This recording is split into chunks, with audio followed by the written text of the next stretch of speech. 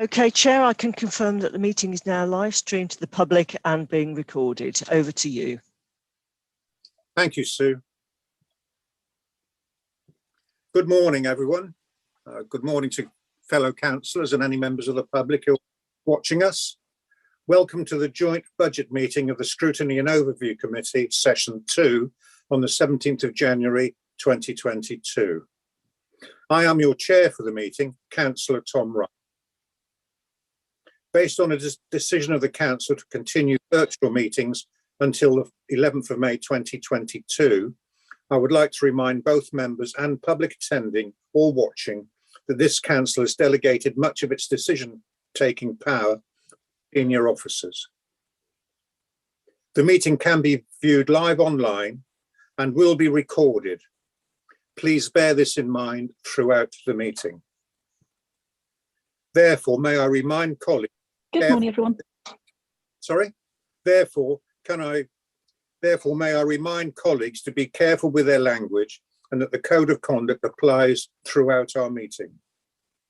We reserve the right to remove and disconnect any participant disrupting the meeting by whatever means. As this meeting is dependent on internet connection and a power supply, in the event of a break in the internet connection or power cut, please bear with us as we try to reconnect. If we are not able to reconnect after 15 minutes, this meeting will be adjourned and reconvened at a later date. Could colleagues please ensure that your microphone is muted when you are speaking? This will help avoid any disturbance from background noises. Could you also keep your points short and not interrupt when someone else is speaking? Should you wish to comment, please raise your electronic hand and wait to be called. Due to the fact that this is a joint meeting of two committees, I will commence by appointing Councillor Vicky Johns, the Chairman of Overview Committee, as Vice Chair for this meeting. Can I invite members to confirm their support quickly by a vote? Green ticks if you are in favour and a red cross if you are not. That's just on the issue of appointing Vicky as my chair, my Vice Chair. Thank you.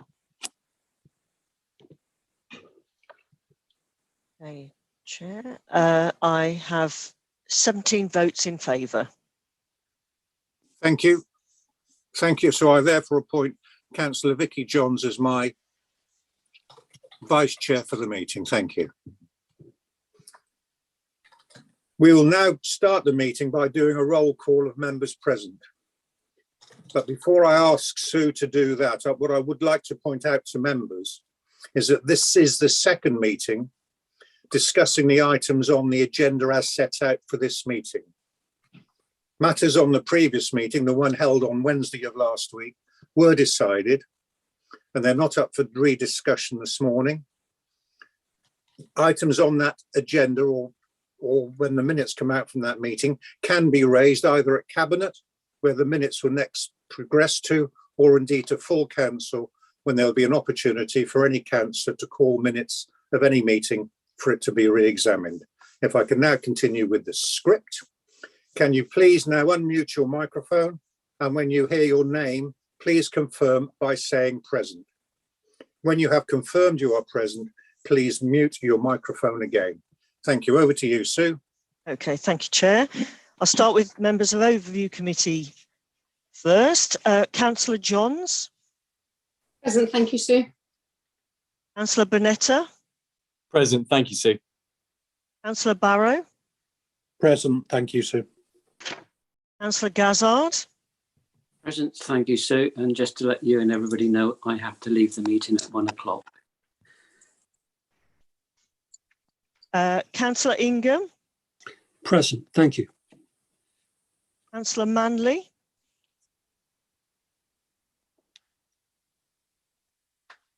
Chair Councillor Miller said he's likely to be 20 minutes late. Thank you. Councillor Moulding. Yes, present, but I shall have to leave in about an hour's time. Thank you. Councillor Pook. Councillor Ranger. Present. Councillor Woodward. Present, thank you. And members of Scrutiny and or Overview Committee. Councillor Tom Wright. Present, thank you, Sue. Councillor Ranger, thank you. Already said you're present. Councillor Allen. Councillor Bruce.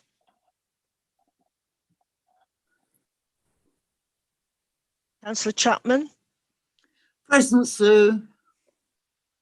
Councillor Coleman. Present. Councillor Davey. Present, thank you. Councillor Gardner. Chair, Councillor Gardner said that she may find it unlikely that she's able to get in today. It wasn't a definite apology or that she wouldn't be able to come in at some point. Councillor Hawkins. Present, thanks, Sue. Councillor Kemp. Present, thank you. Councillor McCollum. Present, thank you, Sue. I shall also have to leave at 1 o'clock, Sue. Thank you. Councillor Miller will be late.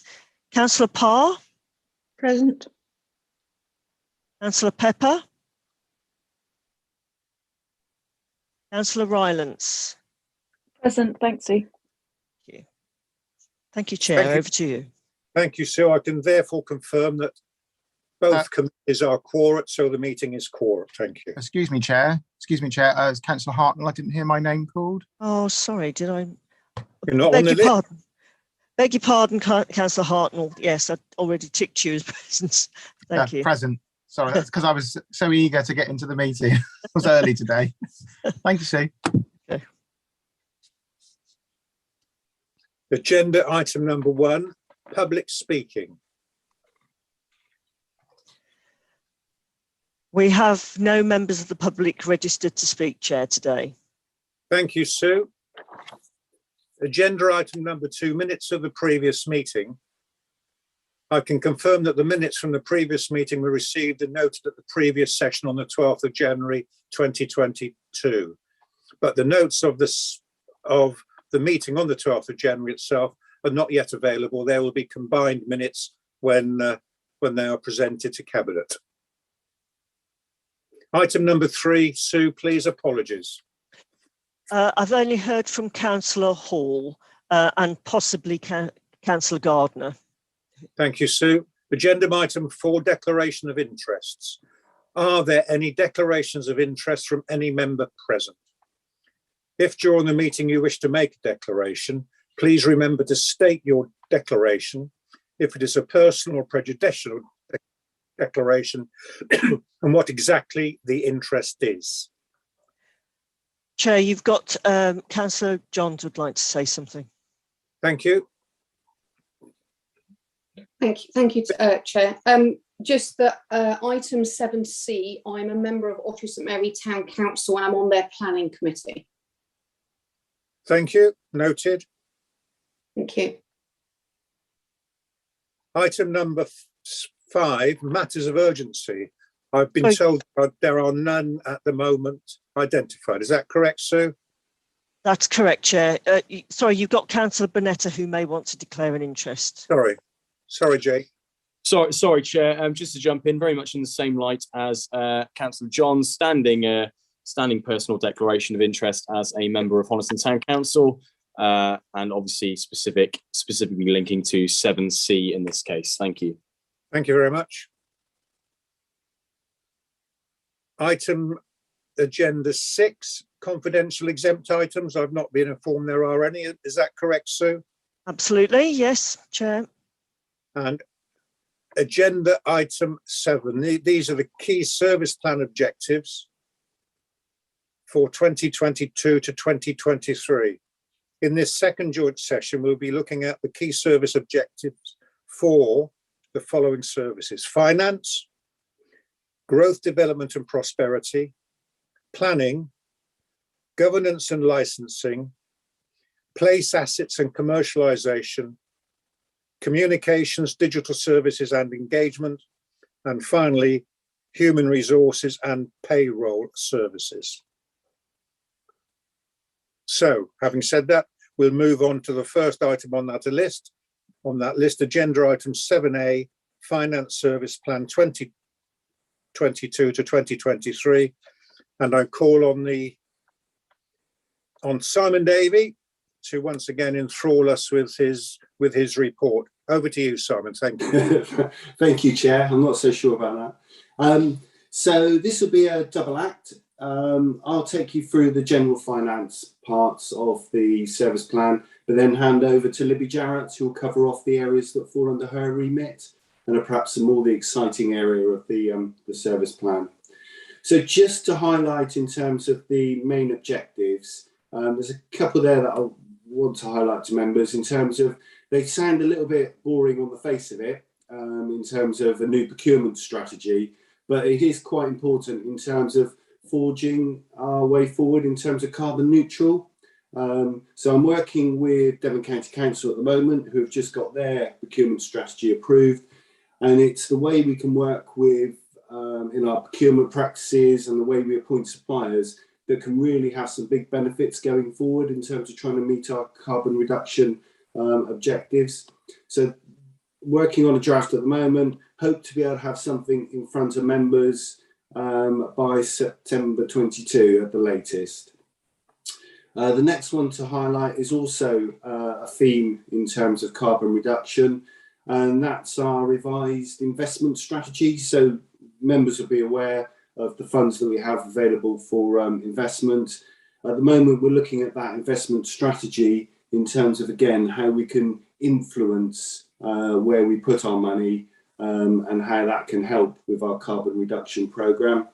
It may be in two parts, this objective, in that we need to get members to approve our treasury management strategy at your next council meeting. But what we're still waiting for is guidance from SIPFA and also our financial external advisors to help us with the various templates that we use. So it may be that we'll have to get a policy agreed at the end of February to allow us to run with our treasury management and then bring back a new strategy in year for you to adopt that will take on board the carbon reduction programme.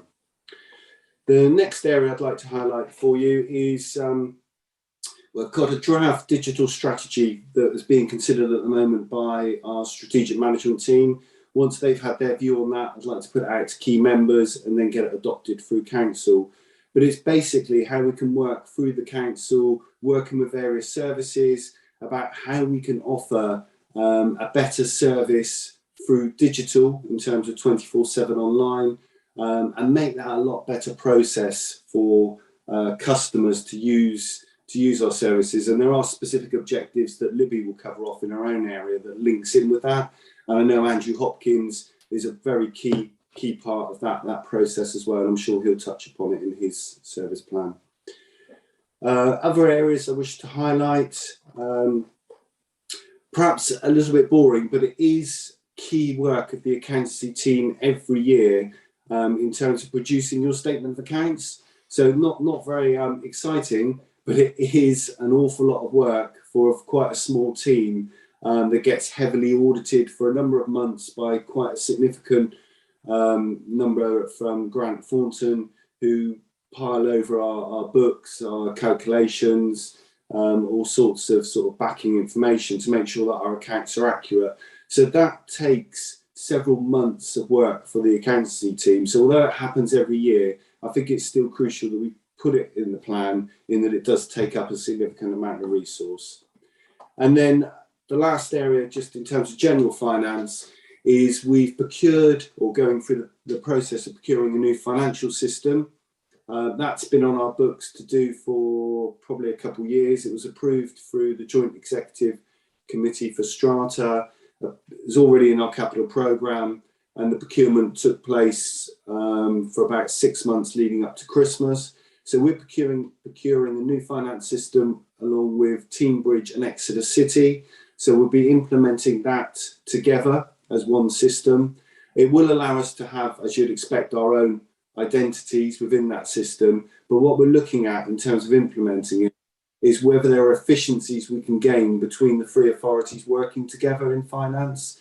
And in particular, because we all have quite small teams, that if certain experts within those teams leave or there are other pressures they need to deal with, it becomes a high risk in terms of finance in those areas, but being able to work with two other authorities, we hope that we can cover each other off.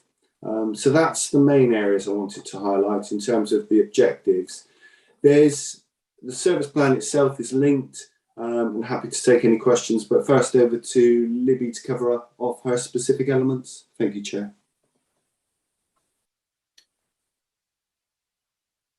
Thank you, Simon. Over to Libby. Thank you. Thank you, Chair, and thanks, Simon. Can everyone hear me all right? Yeah, good. That's fine. So, yes, revenues, benefits, customer services, fraud and compliance. We are primarily a frontline statutory service, collecting circa 164 million a year across the different debt types, council tax, business rates, sundry income. We've obviously collected across 72,000 households and have over 7,200 businesses registered for business rates. So that's, and alongside that, we're also at the forefront of delivering a number of the financial COVID measures, and that work is still continuing. I will touch upon that because some of those objectives and work that's just come out, we will go into this coming year. So as part of the medium-term financial plan, we had agreed that by 2022, our service would deliver a reduction of 2 full-time equivalents from our budget. And I can say that we are now reducing our FTE down to 55.78, and that is a reduction of 2 posts. We had planned to do that back in 2019 as part of the reduction in claims moving from housing benefit to universal credit. And although we have seen a reduction of housing benefit claims, some of that work has been overshadowed by obviously COVID and the increase we've seen in our council tax reduction caseload. But because we are moving to doing more work digitally and automating our services, because as you'll all appreciate, we are very much a transactional service, we are able to deliver those efficiency. So in terms of looking ahead and our service plan, it is based really across 4 themes. First one is COVID. We've still got a number of COVID measures. The new Omicron Leisure and Hospitality Grant scheme that was announced over Christmas, which we're looking to get live next week, and that's support grant payments for businesses. Alongside that, we're still administering test and trace, and as we see caseload in numbers increase, that reflects in our work, so more people are accessing the test and trace payment scheme. The indication is that scheme is likely to continue post-April, but I know the government are reducing the time period people will have to isolate, so that may well bring about further changes. We've also got the new COVID additional relief fund. Again, that was actually announced in the budget, spring budget, but the actual guidance only came out in December. That's a £2 million fund that we've got to get up and running predominantly in this financial year, but the work will also continue into next financial year. So we're having to move at pace on that scheme.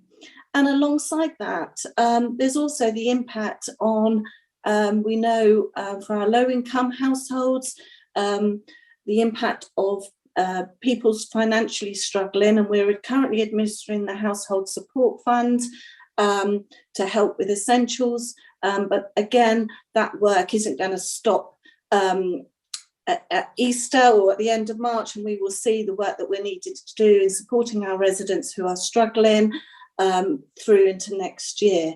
So that's sort of touching on COVID. Another theme within our service plan is about improving our collection figures for business rates and sundry debtor income. That did take a hit because of COVID, and we now need to look at what additional measures we can do to help bring those collection levels back up.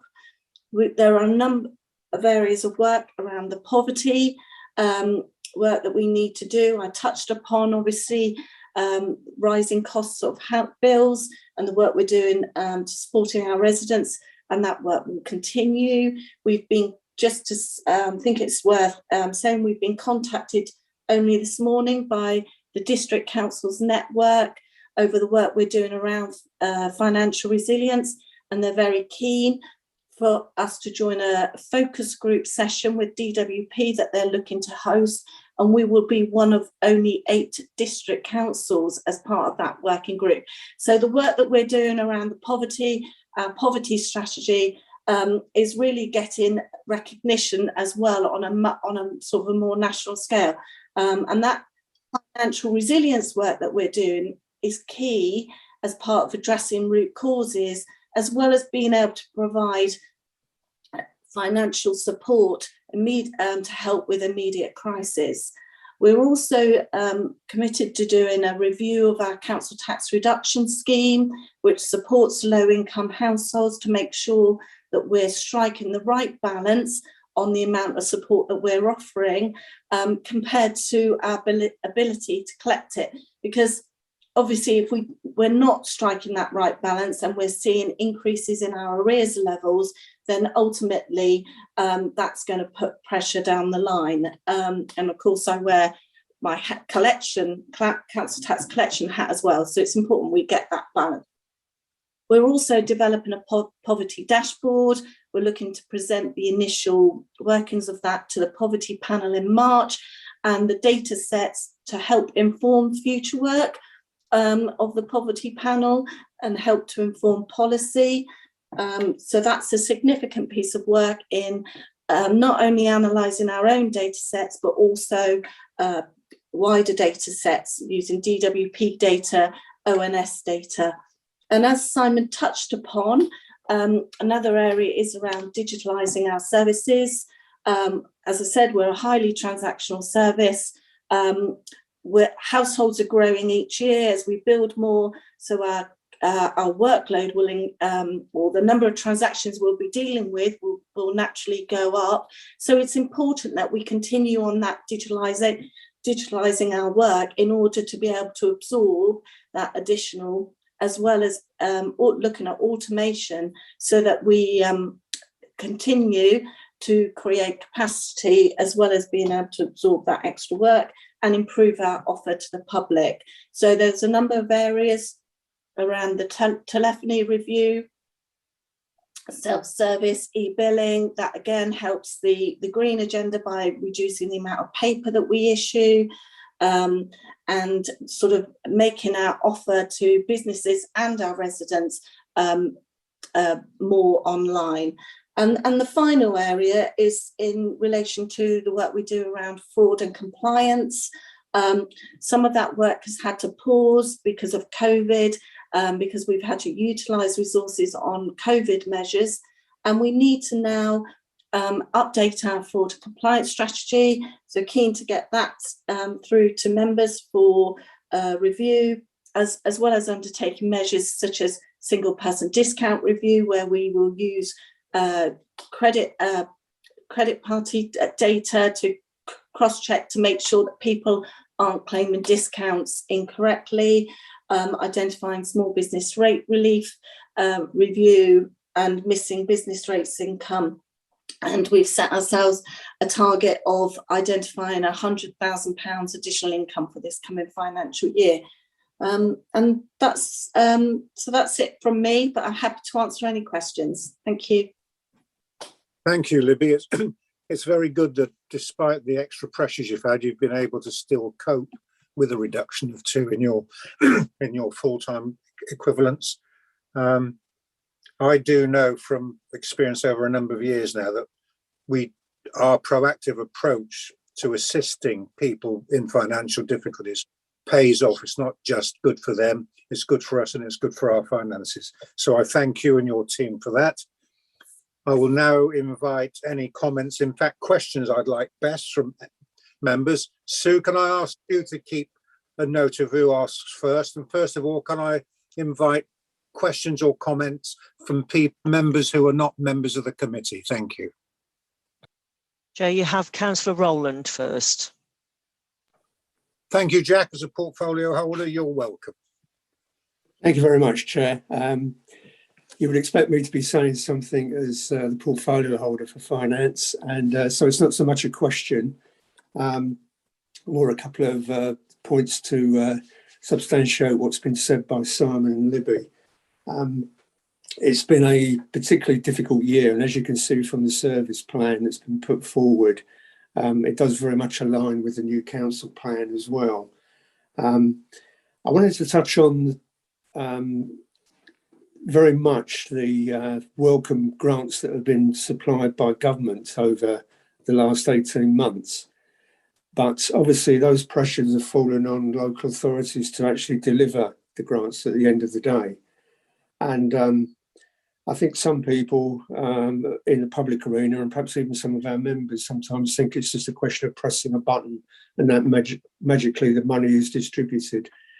I know from discussions with Libby and Simon that's far from the case, because quite often when the details come out about those schemes, it involves quite a lot of work to interpret and get agreement about how we're going to administer that, and also what system changes may be needed.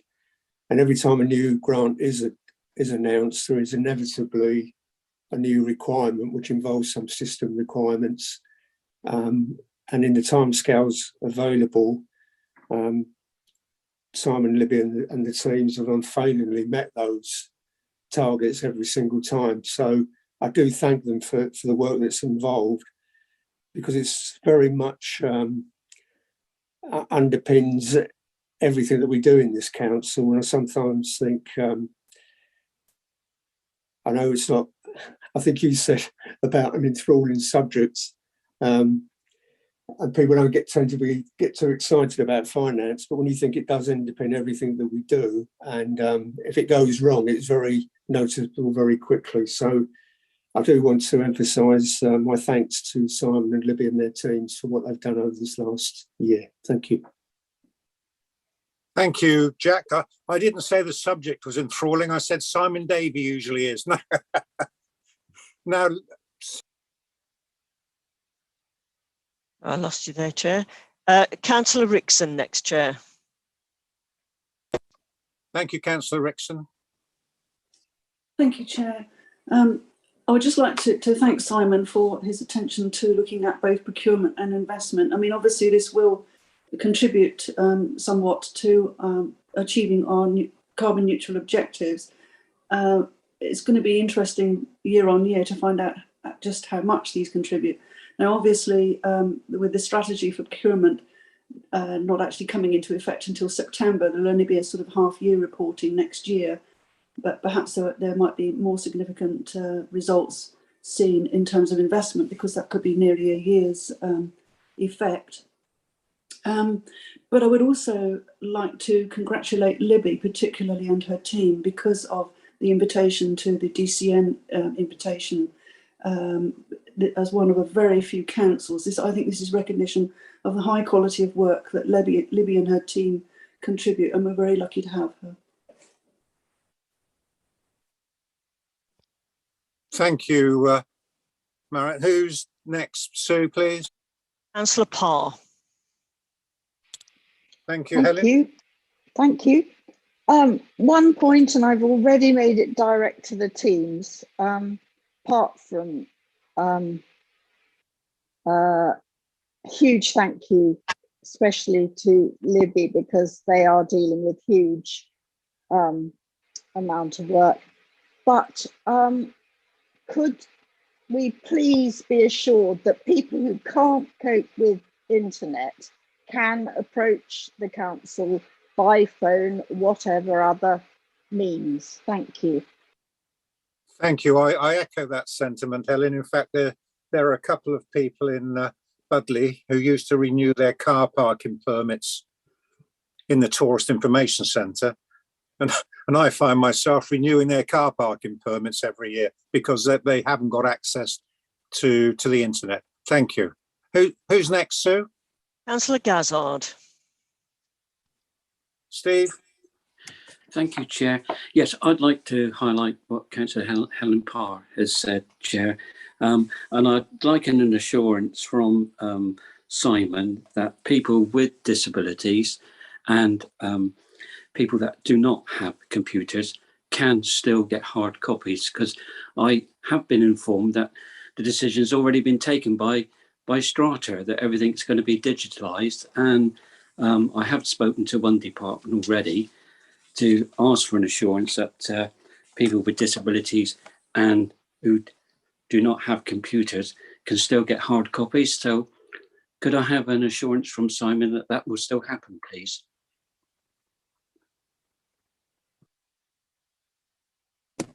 Sorry, Chair, I thought Libby was going to jump in then.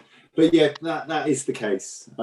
There's certainly nothing there from Strata in terms of we won't be producing anything in hard copy if required.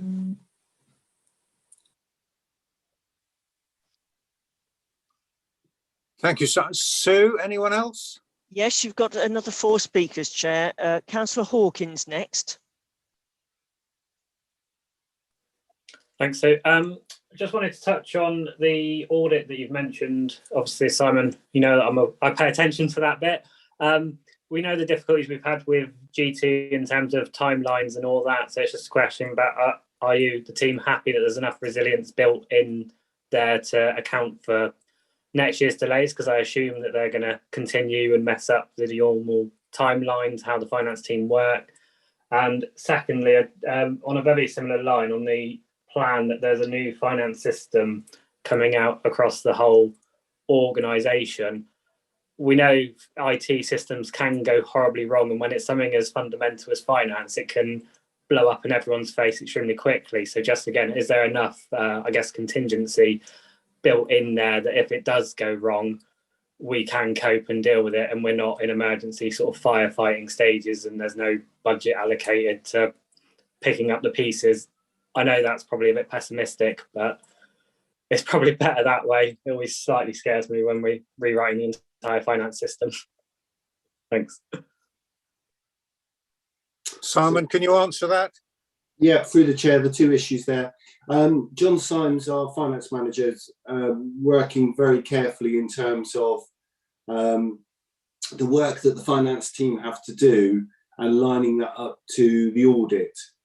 So what Councillor Hawkins is highlighting there in particular, the difficulties we've had this year is the audit has sort of the intense element of the audit where you've got people, auditors asking for evidence, checking information, has coincided with the same time as our budget process, which again is a key element of work for the team for the year, and it is a small team. So what we're planning and what we have done fairly successfully, I'd say, is try and make sure that the timetable for both of those pieces of work are tried to brought forward in elements. So, for example, we started the budget process earlier this year to get out of the way a lot of the standard calculations such as salaries and payroll, a number of the service templates that we send out, in order that to free up the team for when the auditors came in, they were able to deal with that. And he's working on that premise again for next year, Councillor Hawkins. It does lead to difficulties, but we'll manage as best we can. In terms of the new system, certainly we've with Strata put together quite a careful business case, I believe, in terms of the budget required to implement the new system and allowing for additional resources in terms of within the authority, but also through IT and Strata to implement the system. But clearly there's a very stringent and well-tested process with Strata in terms of implementing new systems. So there are various stages to go through in terms of implementation, although this will be the biggest system that you implement for a local authority is the finance system, because it links to absolutely everything else. But there is a good testing process we go through. It's all well documented, and we certainly don't go live until we're certain that everything's in place. So we won't be turning off the old system until we're certain that the new system's working. Thank you, Simon. Sue, who's next? Councillor Davey. Over to you, Ollie. Thank you, Chair and Sue. Yeah, can I just ask Simon if the revision of the investment strategy is going to include our pension fund? Because obviously that's a major part of our investment, or is that out of our hands? It's out of our hands to some respect in that it's not included within our policies and strategies that council approve. Having said that, we've all, like all authorities, it's administered by Devon County Council, the Superannuation Fund, but Peninsula pensions. But there's a lot of pressure from each of the authorities in order to address the carbon reduction programme, and there's already a lot of work that's taken place in terms of those investments to make sure that they are in the right place, and that work continues. So although we can't have direct influence for our own policies, but again, we're part of the pension fund, if you like, and we can influence strongly, and we have done. Does that answer you, Ollie? Yes, thank you very much, Chair. Thank you. Sue, next, please. Councillor Miller, Chair. Welcome. Right. Paul. Thank you. Sorry I was late, Chair. I'm going to bring up something that actually isn't currently a key service objective, but I think should be. For the last year or two, I've been raising the issue of our increasing costs when it comes to providing emergency accommodation for homeless people. Obviously, it's a duty we must uphold as an authority. It prevents people from sleeping on the street. But the costs have grown from 15,000 in a year 7 years ago to over 400,000 in the last financial year. Councillor Rowland did speak at the last council meeting saying he was already aware of this figure. I would have liked to have seen something in the first bullet point here about looking at working with the housing service to review this area of spending, in the sense that I think there are ways around this constant yearly huge cost, which is going to private landlords, owners of B&Bs. I think there is a way to start investing long term in our own stock to be used as temporary accommodation. Remember that temporary accommodation isn't subject to right to buy. I'm just worried about this huge annual cost that's coming out of our coffers every single year. I'm not suggesting that it should change for the sake of changing anyway. I'm just saying that we surely ought to review this. And I would have hoped, I mean, Councillor Rowland knows about the figures. I just wonder whether he or any of the officers might go away and look at whether they can work with the housing service, whether we can reduce these costs in any way that doesn't have any negative effect on the number of people that we're helping while homeless. So that would be an area I think needs to be included within the service plan. Thank you, Chair. Thank you for that, Paul. I think we all share your concerns, and some of the authorities in the southwest have actually got quite inventive and good imaginative schemes to address the short-term housing crisis, and it would be good if East Devon could in some way follow those examples. Simon, the question was to you. Have you got any comment to make, please? Only that finance have an overall remit in terms of, we do look at all our large areas of expenditure and work with services to try and understand it and try and reduce the costs. We have had conversations with housing on homelessness, and there are a number of strategies in place, but I do accept the point being made in terms of it's a significant area, and certainly we could include that in our service plan to work with housing in more detail over reducing those costs or implementing different strategies to reduce those costs, I think is probably the point.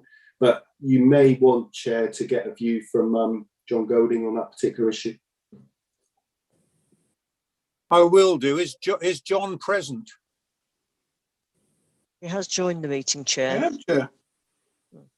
Do you feel able to comment on that, or do you think there's a later time in the meeting when it would be more appropriate, John? I can comment now, Chair. So we've seen an alarming rise of temporary accommodation costs, as indicated, and that is directly linked with the significant increase in homelessness and related to our duties. Very happy to work with finance colleagues on a specific piece of work to see if we can get better value from procuring purchases, basically hotels and short-term accommodation that we use the money towards. And if we can identify good practice from elsewhere, we'll certainly make good use of that. So happy for Simon to perhaps be a bit more specific in that first bullet point, and we can adopt that as a project and see if we can get better value for money whilst putting a roof over people's heads. Thank you for allowing me to comment, Chair. Thank you, John. Simon, so would that be in order for you to slightly redraft this to include a specific commitment for finance teams to work more closely with our housing delivery teams to investigate ways of providing care and accommodation for those who need it, but also ways where we might be able to do it more cost effectively? Would that be in order? Is that democratically okay? That works for me, Chair, and that's very good wording. Thank you. Thank you. Are you happy with that, Paul? Yeah, Chair, thanks very much. It would have been a proposal from me anyway, including, by the way, I think the review needs to also include ways we might be able to increase our own stock when it comes to temporary accommodation. We've already been doing that. We have increased our emergency accommodation stock slightly, but we might be wanting to increase it even more. Just remember, of course, that stock can then be repurposed into social housing once, hopefully, this need is over, if you get my drift. Thanks, Chair.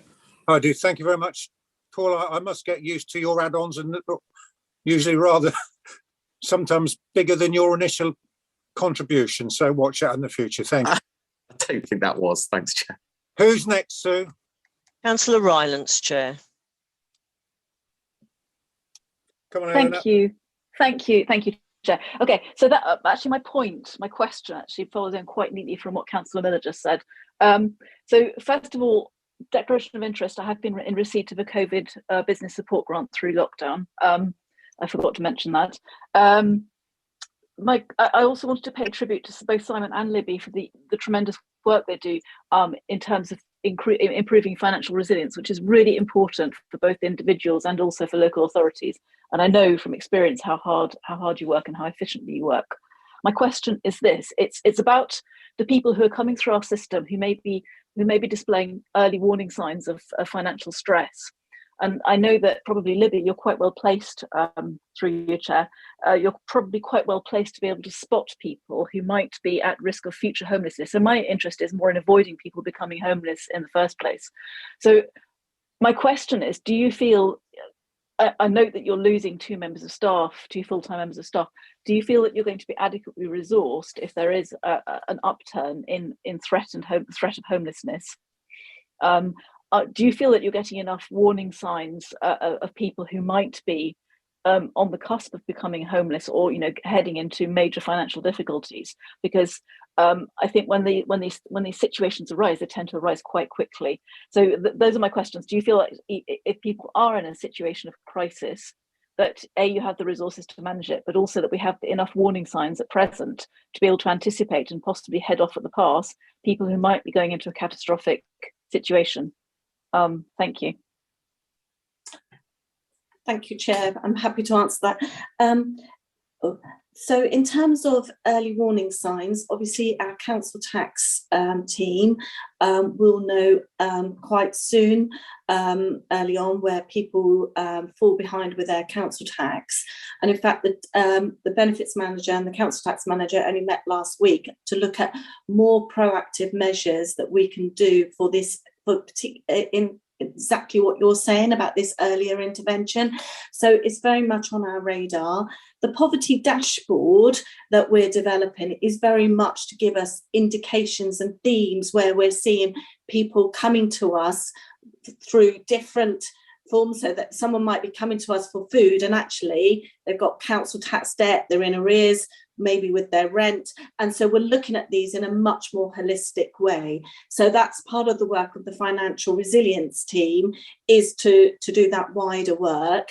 Benefits manager is who also oversees all these discretionary funds, is working very closely with our housing team, and they meet now on a monthly basis to look at particular cases. So and our discretionary housing payment discretionary fund we have, it's all about preventing homelessness. So there is a lot of work now going on, cross-working, that probably it was there, but not to the extent we're looking to develop it now, and we're already moving in that direction. We've been talking quite creatively about some of the things we can do around council tax, about sort of moving to more of like a soft letter. We found that to be quite effective during COVID, rather than issuing a statutory notice, and about really encouraging that early engagement with people, so that because of course debt prevention is key, and that's part of our corporate debt policy. It's one of the key aims, is to stop people accumulating debt. So the sooner we can have that engagement, the better. So hopefully that's given you some reassurance on the work that we are doing and putting in place. And yes, we recognise there's more that we can do in that area. Obviously, with the rising fuel costs that we're seeing, we've, as I mentioned, we're going to be reviewing our council tax reduction scheme to make sure that arrears aren't growing on those lower incomes, and we've got a lot of measures that we can be monitoring to get that indication where things are starting to potentially go wrong. So we've got a number of them within the poverty action plan, and we're also developing more joined up working across teams, and with citizens advice as well. We work closely with them to take a much wider holistic approach to this, to hopefully address it earlier. Thank you, Libby. Does that fall very clear? And I think quite hard. Do you think you've got enough people? Does that your query, Eleanor? Thank you very much. I was just wondering whether Libby felt she had enough people if there is a sudden upturn, but it sounds like you wouldn't get a sudden upturn as such, because you can anticipate the changes. Yeah, we can. We have got a couple of vacant posts apprenticeship posts that we're struggling to fill. So it is about making sure we get the right people as well into job roles, not just bums on seats. It's the right skill set as well. So yes. Yeah, at the moment, yes, with our budgeted FTE, I feel that we can cope with it. And the additional work that we're dealing with through COVID, we get obviously additional funding, temporary funding from government to support that work. So although we might utilise some of our existing resources, we can backfill that with additional temporary support. Thank you, Libby. Thank you. Okay, Chair, you have one speaker left, Councillor Armstrong. Thank you, and well, it's very appropriate that Megan's coming on now, and then we'll go to the vote straight after Megan's contribution. Okay. Oh, thank you, Chair, for letting me in. Thank you. Yeah, just a couple of comments really, and thanks to Libby and her team. As chair of the poverty panel, I've really appreciated the work that Libby and her team have done to help set up the strategy and the action plan for the poverty panel. I'm intrigued to hear about the DCN involvement, and I'd like to pursue that more, and perhaps Libby will be able to tell us a bit more about that at the poverty panel in a couple of weeks' time. But I just want to say that Libby and her team, they are an integral part, along with other teams in the council, they are an integral part of the poverty strategy, and I'd just like to thank her for that and all the work that they do. Relating to Councillor Miller's comment, yes, we're very, very much aware, and I'm sure Councillor Miller is aware, that this is something about the use of private accommodation and so on for homeless people, something that's been at the top of our radar for a long time, and anything that we can do to improve that would be great. There are no easy answers, that's all I can say. There just aren't any easy answers. It's something that we've been aware of for a long time. But thank him for raising that, and if anything can be done, that would be great, and I'll be happy to be involved in that. Thank you very much, Chair. Thank you very much, Megan, and I think we've all echoed the thanks that we all owe to Libby and her team. They do very sterling work under difficult circumstances. Right, thank you. We have the recommendation with the added caveat, which can be included, that the finance team will work closely with the housing team to see how we can improve the service we offer to reduce homelessness and pay for it more efficiently. And I'm certain someone can make sensible words of that. So, Sue, can I ask you please to arrange the voting with the two committees? Thank you. Okay, Chair. If you'd like to start with members of the Overview Committee, Chair, and invite members to vote in favour, against, or to abstain from recommending adoption of the Finance Service Plan and its key service objectives. Thank you for that. Just to make it clear, if you are in agreement, green tick.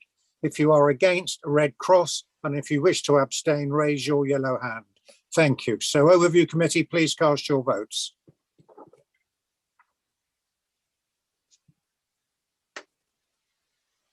Okay, Chair, I have 9 votes in favour. Thank you. And now if we can invite members of the Scrutiny Committee to follow suit. Let's clear the screen. Yeah.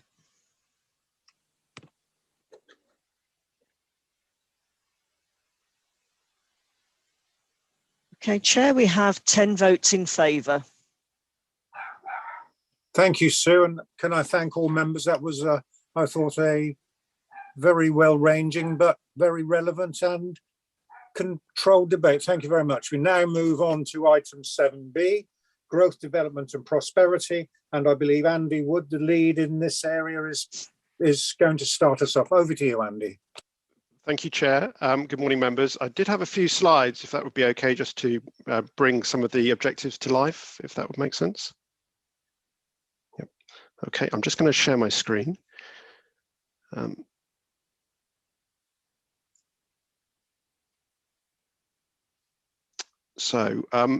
terms of just introducing you to the service, I'll just move that across.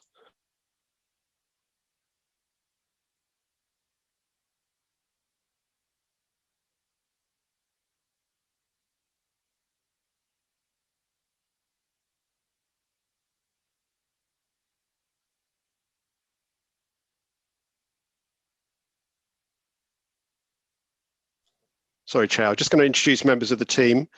We are a relatively small service, but we do quite a diverse range of different things.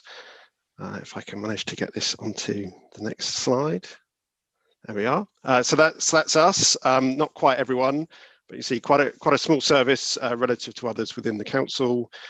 We do a diverse range of things that's both statutory and non-statutory work, which I'll come on to. We also have a very strong partnership ethos. We work across, I think, 6 different portfolios. We work very closely with other services. I'll come back to working with Libby, for example, in relation to COVID grants, but also externally as well with other tiers in terms of the local government structure, but also with others like the business community as well. So I just wanted to give you a few examples that are key objectives within our service plan moving forward. One of the statutory areas of work relates to the South East Devon Habitat Mitigation Strategy, which is a critical part of looking after our European habitats, and we work closely with both Exeter City and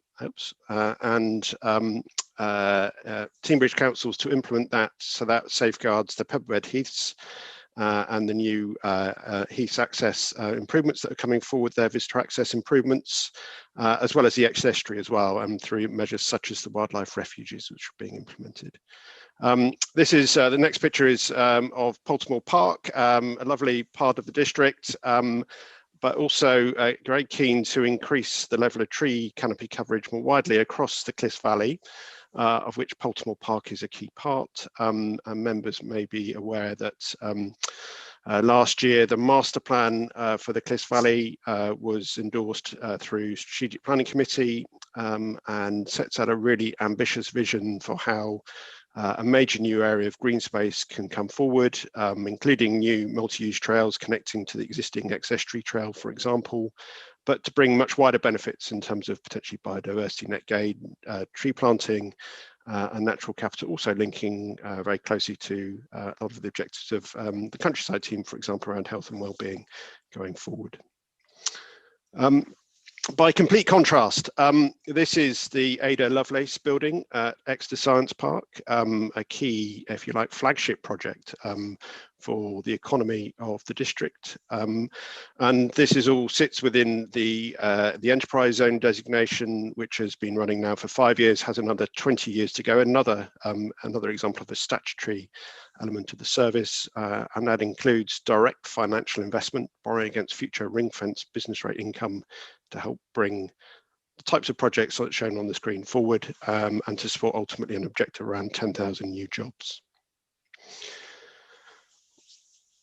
That's also obviously part of a wider programme, and supporting major new homes as well, working particularly through the Cranbrook Strategic Delivery Board in conjunction with Cranbrook Town Council and Devon County Council. That's been a really key area of focus going forward, is to ensure that new homes at Cranbrook are supported by the commensurate infrastructure, not least in relation to the town centre, again part of the wider enterprise zone designation.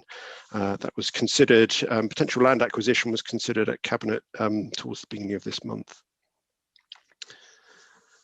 And some things you won't see, but there's a very substantial project that will come forward and is a key part of our objectives for the next year, potentially leading to the council being the owner, if you like, of 5 kilometres of heat pipe, which I know is an unusual project, but a very substantial project, potentially capital costs in excess of £20 million. But the significance of that in relation to carbon savings and carbon reduction is absolutely key from my perspective. We expect that critical infrastructure to underpin carbon savings across new homes in the west end of the district and new commercial premises as well, leading to carbon savings of up to 80% relative to current build standards. That is probably our leading carbon reduction project from my perspective, and critical to underpinning our future objectives to get to a net zero economy going forward as well. So just to highlight a few areas, just to make some connections in relation to other service plans, worked very closely with Libby's team and with Simon and others in Strata, for example, through the economic development team with Rob Murray in particular, to deploy over £5 million of discretionary grants alongside the fixed payment schemes over the course of the last 18 months. Has been a critical part of our response to the impact of the pandemic. Also looking forward, and I'll come back to this, there are significant changes to the funding landscape coming, working with the PLACE team, for example, around levelling up agenda and how we can access external funding. I think you've already heard from Charlie Plowden in relation to commissioning of a cultural development strategy. We are also, within our objectives, moving forward with the commissioning of a tourism strategy. Those two things are very closely aligned and working very closely together there through Councillor Hookway. I think the poverty strategy has already been referenced. Clearly, access to a decent, well-paid job is a critical part of how we reduce poverty going forward and ensure that people can earn a decent wage going forward, including the relevant skills to go with that as well. Very mindful of the local plan going forward. There's a huge amount of learning around the current generation of development sites and how we can secure key outcomes going forward and what we need to be doing in that respect from a delivery perspective that we're very moving forward with. I'll come back to in a second.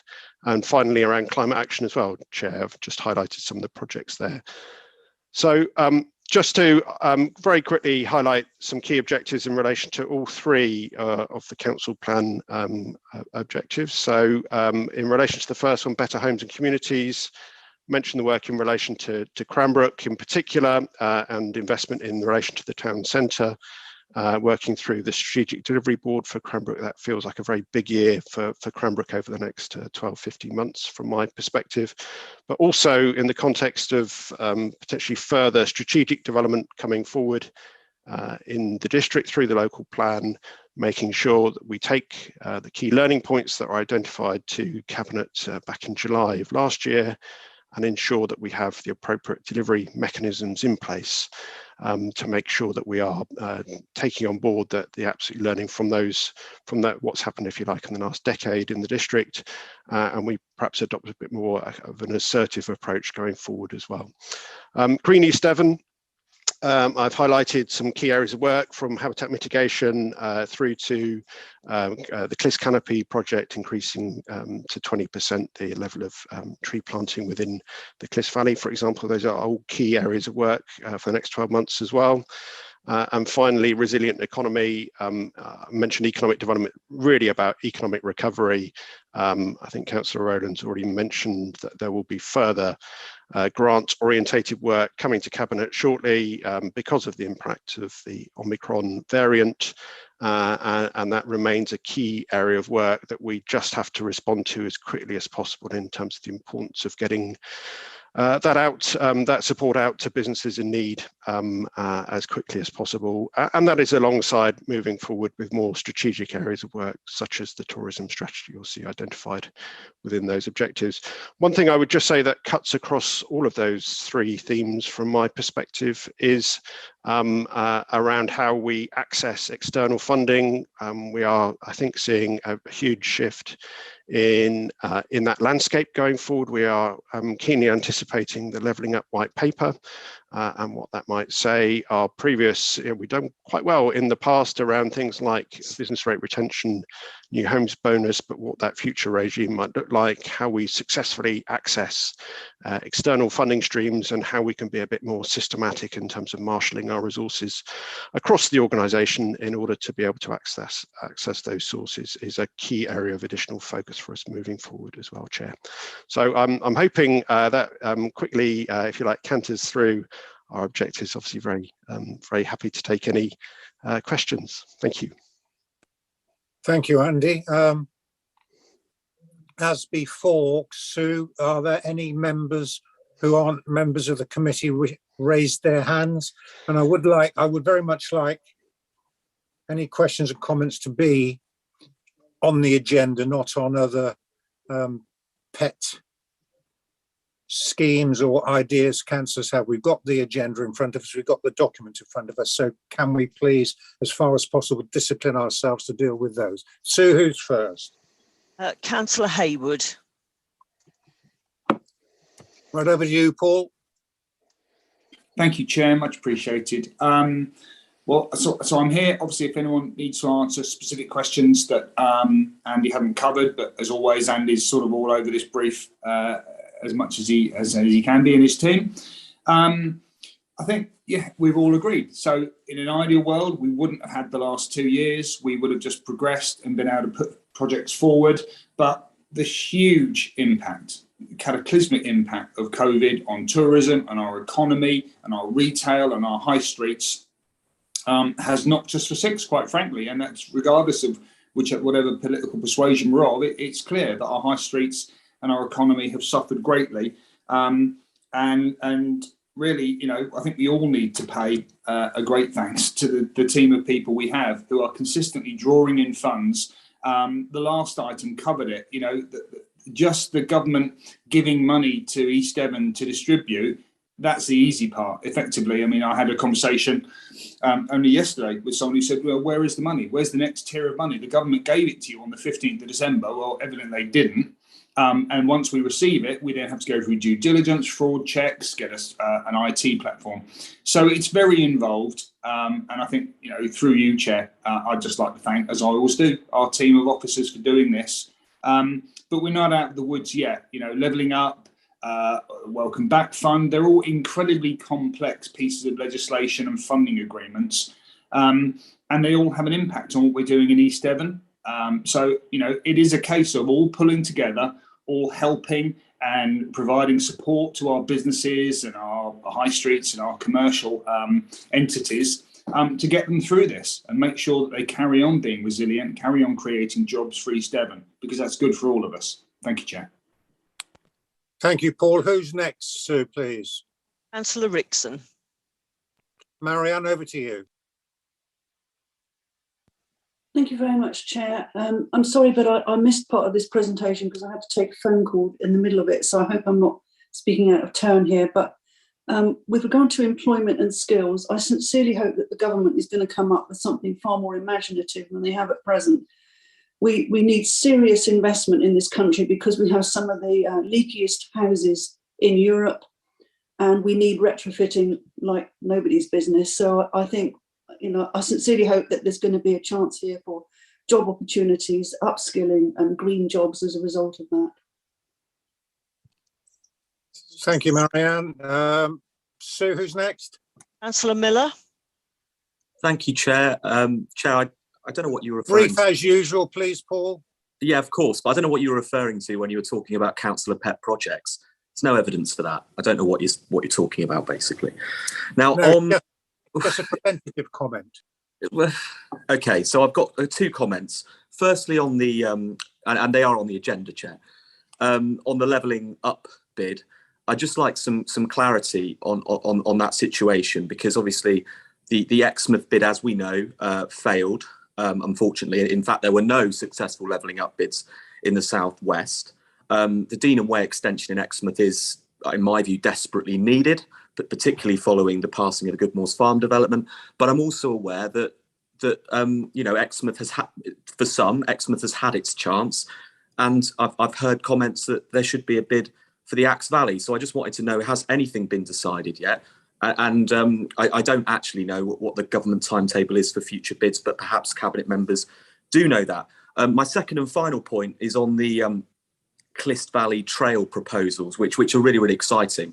And if we are able to complete this, it's going to change the way people commute, and it's really key to our climate policies. So I just wanted to know, the Clist Valley Trail proposals were sort of agreed in February 2018. Does Andy Wood have any further information of how far we are at with our delivery plan on that issue? Thanks, Chair. Yeah, Andy, I was aware of the Clist Valley plan because I was a relevant portfolio holder when that was first mooted. Can you answer Councillor Miller's comments, Andy, please? Yes, Chair. So on the first one, in relation to the levelling up bid, yes, it was unsuccessful, the bid for Exmouth, including Deanon Way. It was submitted by the County Council.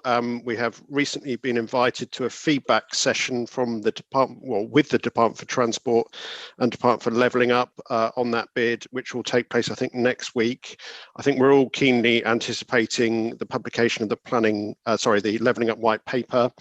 And hopefully that will give some indication of what the future rounds of the Levelling Up Fund will aim towards and the associated timescales. I think at that point it will be possible to take a decision working with the local MPs, which is critical, as to which bids move forward into the next rounds, if that makes sense, Chair.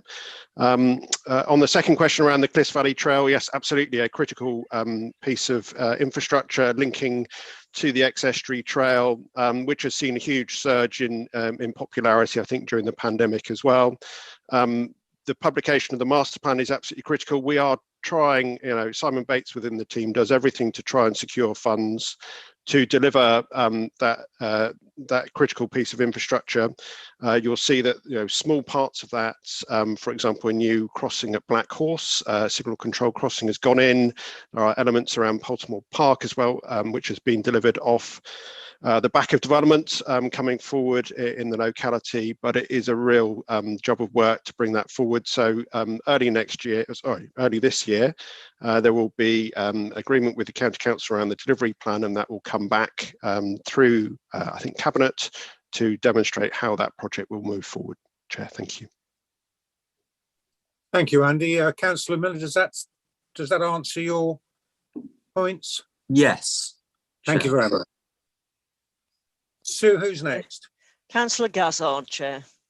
Steve, over to you. Thank you, Chair. Councillor Miller's already asked questions that I was going to ask similar to him, so I'll take my hand down, Chair. You get a gold star, Steve. Who's next? Sue, please. And Councillor Parr. Helen, thank you. Yes, page 2, Andy, where you refer to the crystal clear clist bond, and then you say work to increase canopy cover. Could it actually mention trees there, please?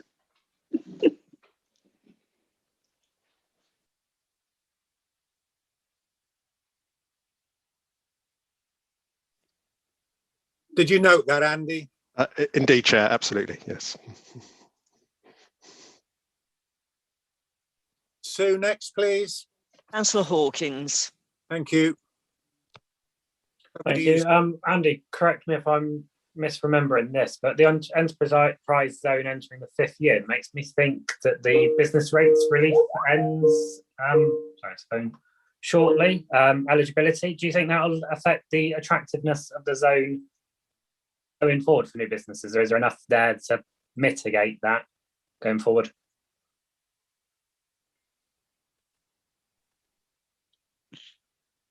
Through you, Chair. Yes, Andy. Yep. Sorry. Yes, it's a good point. So the statutory 5-year Treasury funded rate relief ends in March of this year. Has it been a huge incentive? Well, it's been helpful in relation to, for example, the science park. It is up to what's called the de minimis limit. So it's not, overall, I think it was limited to £180,000 over the relevant kind of 3-year period.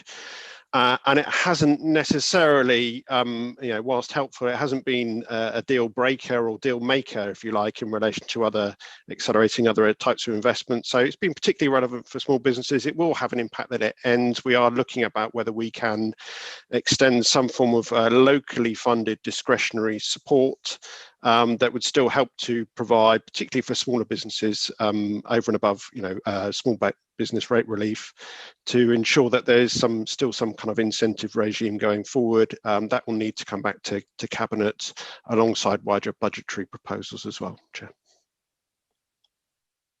Thank you, Andy. Sue, anyone else?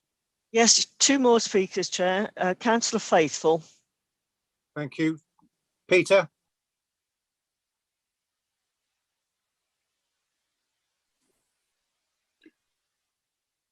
Right. Thank you, Chair. This wonderful umpteen miles of heat pipe thing that we're having fitted, it seems to me that the whole thing with Cranbrook is trying to catch up with where they should be. Is there a guaranteed number of houses that the new improved heat system will provide for? A nice straightforward question. Thank you for that. Andy, can you answer, please? Yes, thank you, Chair. So currently the 2 networks will serve 8,000 homes at full build out. And then there's the potential to also serve further 4,000 homes in the Cranbrook expansion areas. And that is the current scale that we're looking at, alongside the whole of Science Park and Sky Park, which is essentially another kind of 2 million square feet of commercial space as well that connects to that network. I think the key point, I do take Councillor's point, Councillor Faithful's point, but I think the counterfactual position, if you like, so what would have happened if we didn't have had district heating, is all of those homes would have had gas boilers fitted over the last 10 years.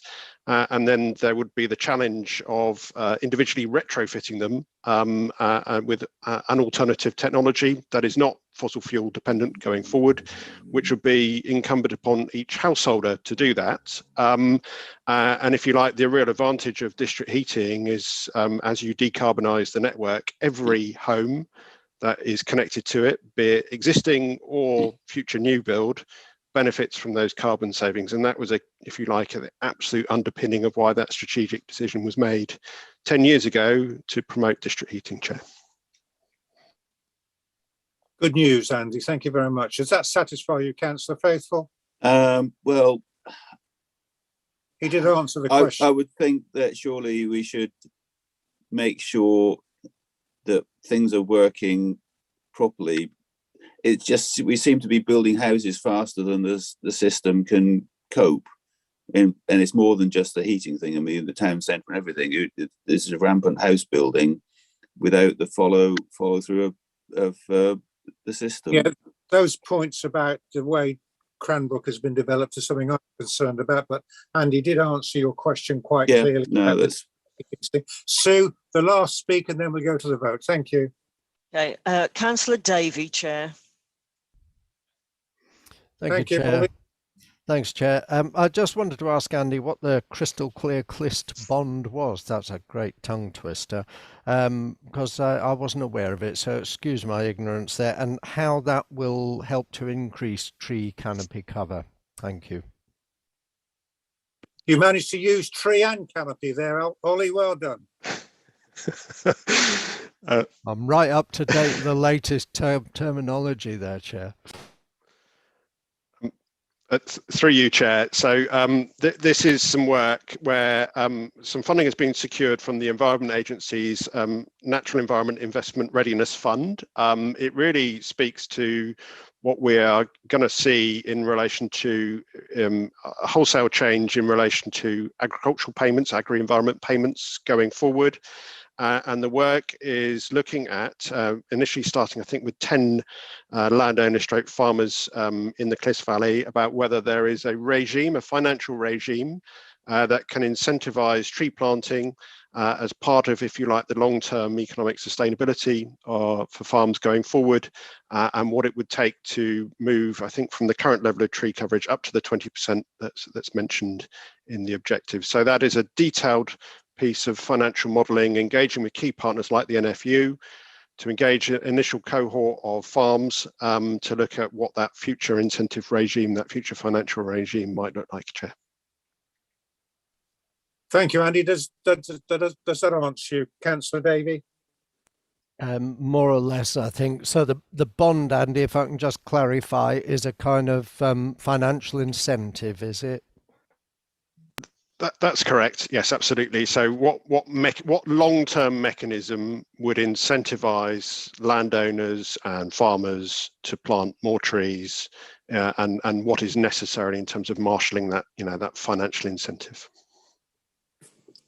Thank you, Andy. Thank you. Sue, that exhausts it. Can I ask you now to oversee the vote? And again, we'll deal with the overview committee first. Thank you, Sue. Over to you. Okay, if members of the Overview Committee could vote with a green tick if they're in favour, red cross if they are against, or to abstain by raising a hand, in favour of recommending adoption of the Growth, Development and Prosperity Service Plan and its key objectives.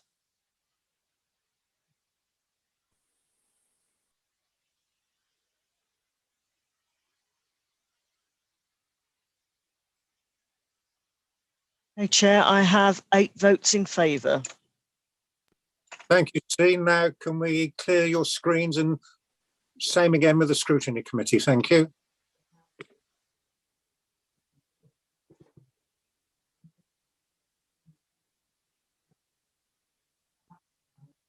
Okay, Chair, we have 9 votes in favour. Thank you, Sue.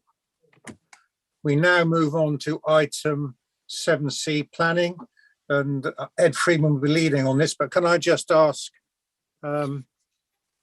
members to remember that this is the proposed plan for the future going forward, and can I ask us, as far as possible, not to dwell on what we consider, what many might consider erroneous planning decisions in the future. This is very much looking to see how we are going forward.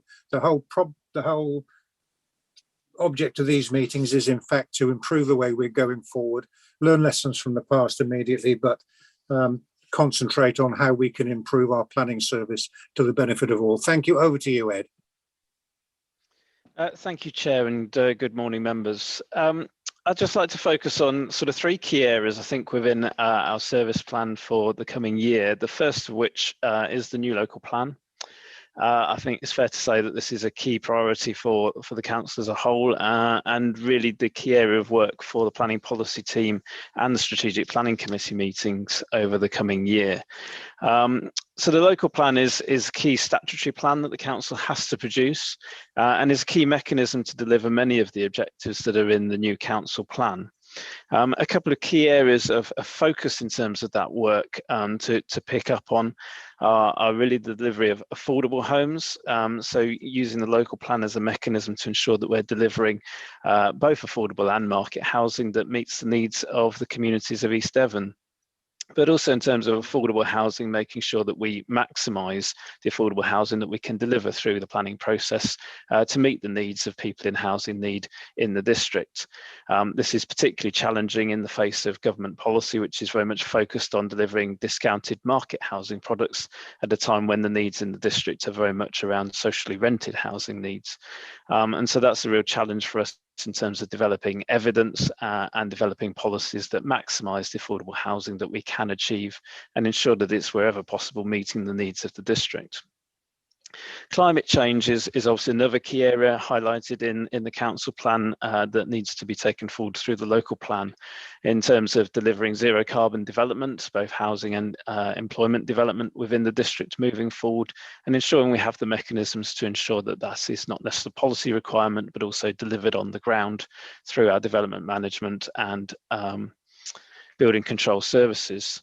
But linked to that are perhaps less dramatic measures around delivering walkable and cyclable neighbourhoods, encouraging people to use low carbon travel by locating development in sustainable locations where people can walk and cycle to the services and facilities that they need, access jobs, employment facilities, shops and facilities, as well as education institutions. So those are really key areas of work for us moving forward.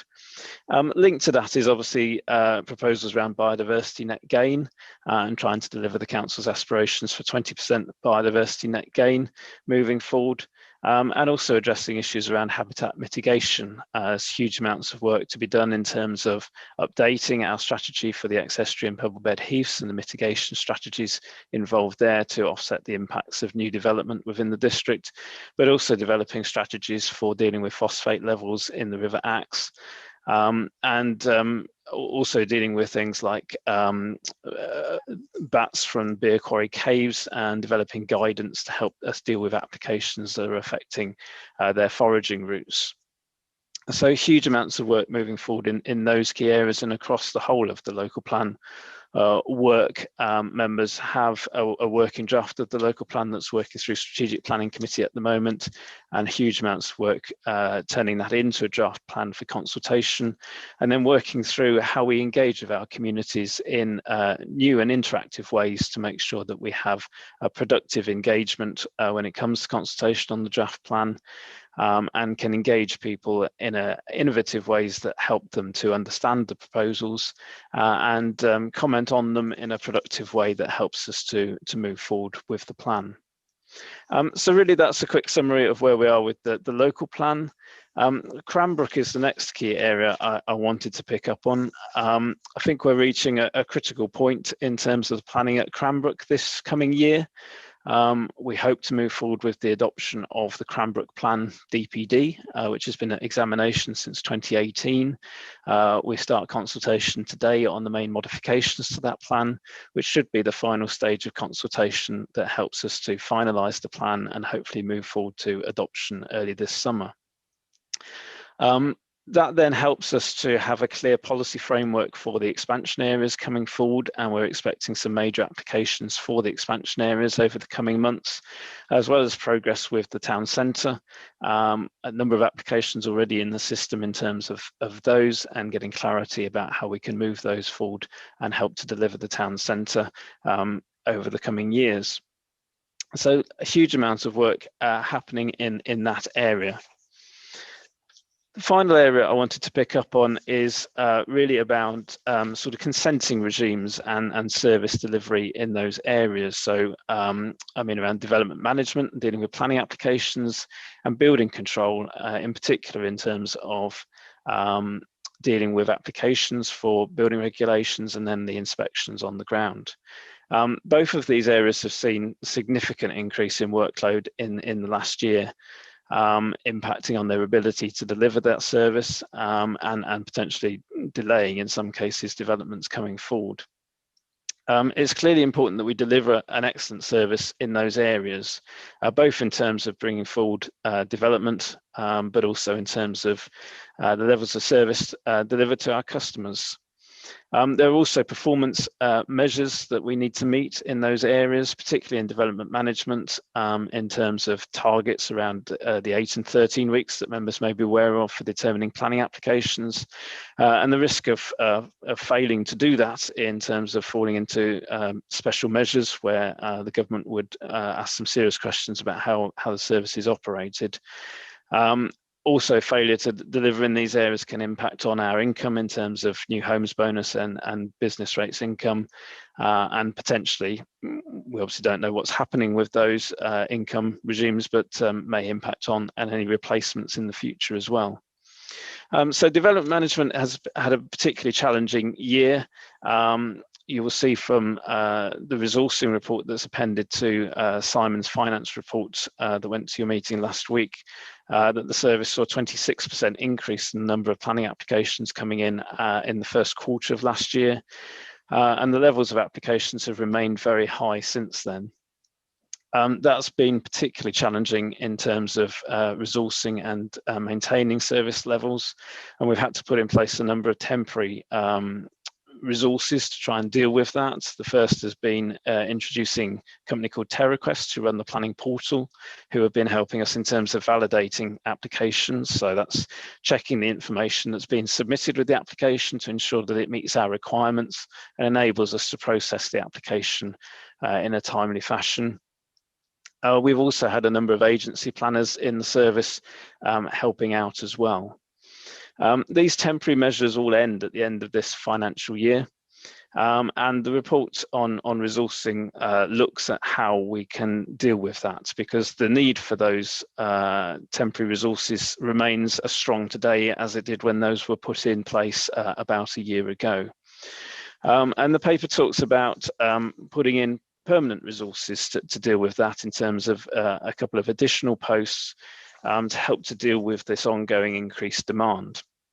These would actually be cheaper than the temporary resources that we've put in place up until now. The difference is that this would be a long-term commitment to those additional resources. However, as I see it, the demand increase that we've seen, whilst initially, I think, fueled by the results of COVID in terms of people perhaps having more disposable income than they previously thought to then invest in their homes and develop extensions, etc. We haven't seen much of a drop-off in terms of that.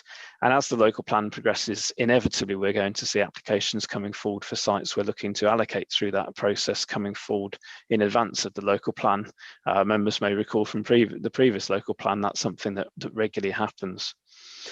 So I think this increased demand that we've seen over the last year will continue for the foreseeable future, and there's a need for us to plan for that in terms of resourcing if we are to maintain a good level of service. And also to protect our staff from levels of pressure and stress, which have increased very much over the last year, and that's something that we've been trying to manage and deal with as a service. So the proposal is there in terms of additional resources. I firmly believe that additional fee income in this first financial year, this next coming financial year will be sufficient to cover the costs of dealing with those additional resources through additional fee income, which does make up a substantial proportion of our budget, is covered by the fee income. And a number of big applications that we envisage receiving over the coming year should help to cover that additional expenditure. However, this is a long-term commitment, and so there may be greater implications for budget in future years. What I would say, however, is that the government in the planning white paper proposed to make the planning fees on a cost recovery basis, so that fee income would cover that.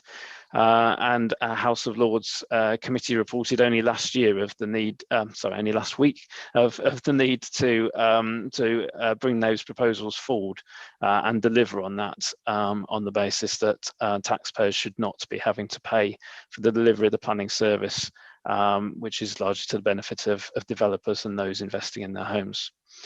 So I hope that members can support those proposals to ensure that we have adequate resources to deliver those services, and also through that maximise the outcomes we can deliver in terms of the forms of development coming forward under the current local plan, whilst we continue to work on the new local plan. Hopefully that helps as an introduction to the service plan. Happy to take any questions. Thank you, Chair. Yes, one thing, Ed, and then I'll get the relevant portfolio from outside the committee to talk. One thing that's not mentioned in your report is anything to do with enforcement. Now, I know enforcement is very much resource dependent, but I actually think there are ways that the service could be better seen by the customer, in that there seems to be a lack of feedback, often a lack of even acknowledgement of a concern that's raised on an enforcement type issue, whether something has got planning permission, whether it needs it. And it might be due to COVID that the applications go into a black hole and we just get the standard letter. It's in the department somewhere, someone's going to deal with it. And have you got any intent to try and improve enforcement? Thank you. On a point of information, it does mention enforcement very clearly. Paul? And it says to continue to enforce against unauthorised and harmful developments quickly and effectively in the plan. Well, how do you intend to do that and improve the feedback to members, please? Thank you, Chair. Yes, as been mentioned, I do see enforcement as a key part of the service. Clearly, it's important that unauthorised development is dealt with, and applications secured and action taken. Otherwise, it fundamentally undermines the whole development management process and the policy regime that sits above that.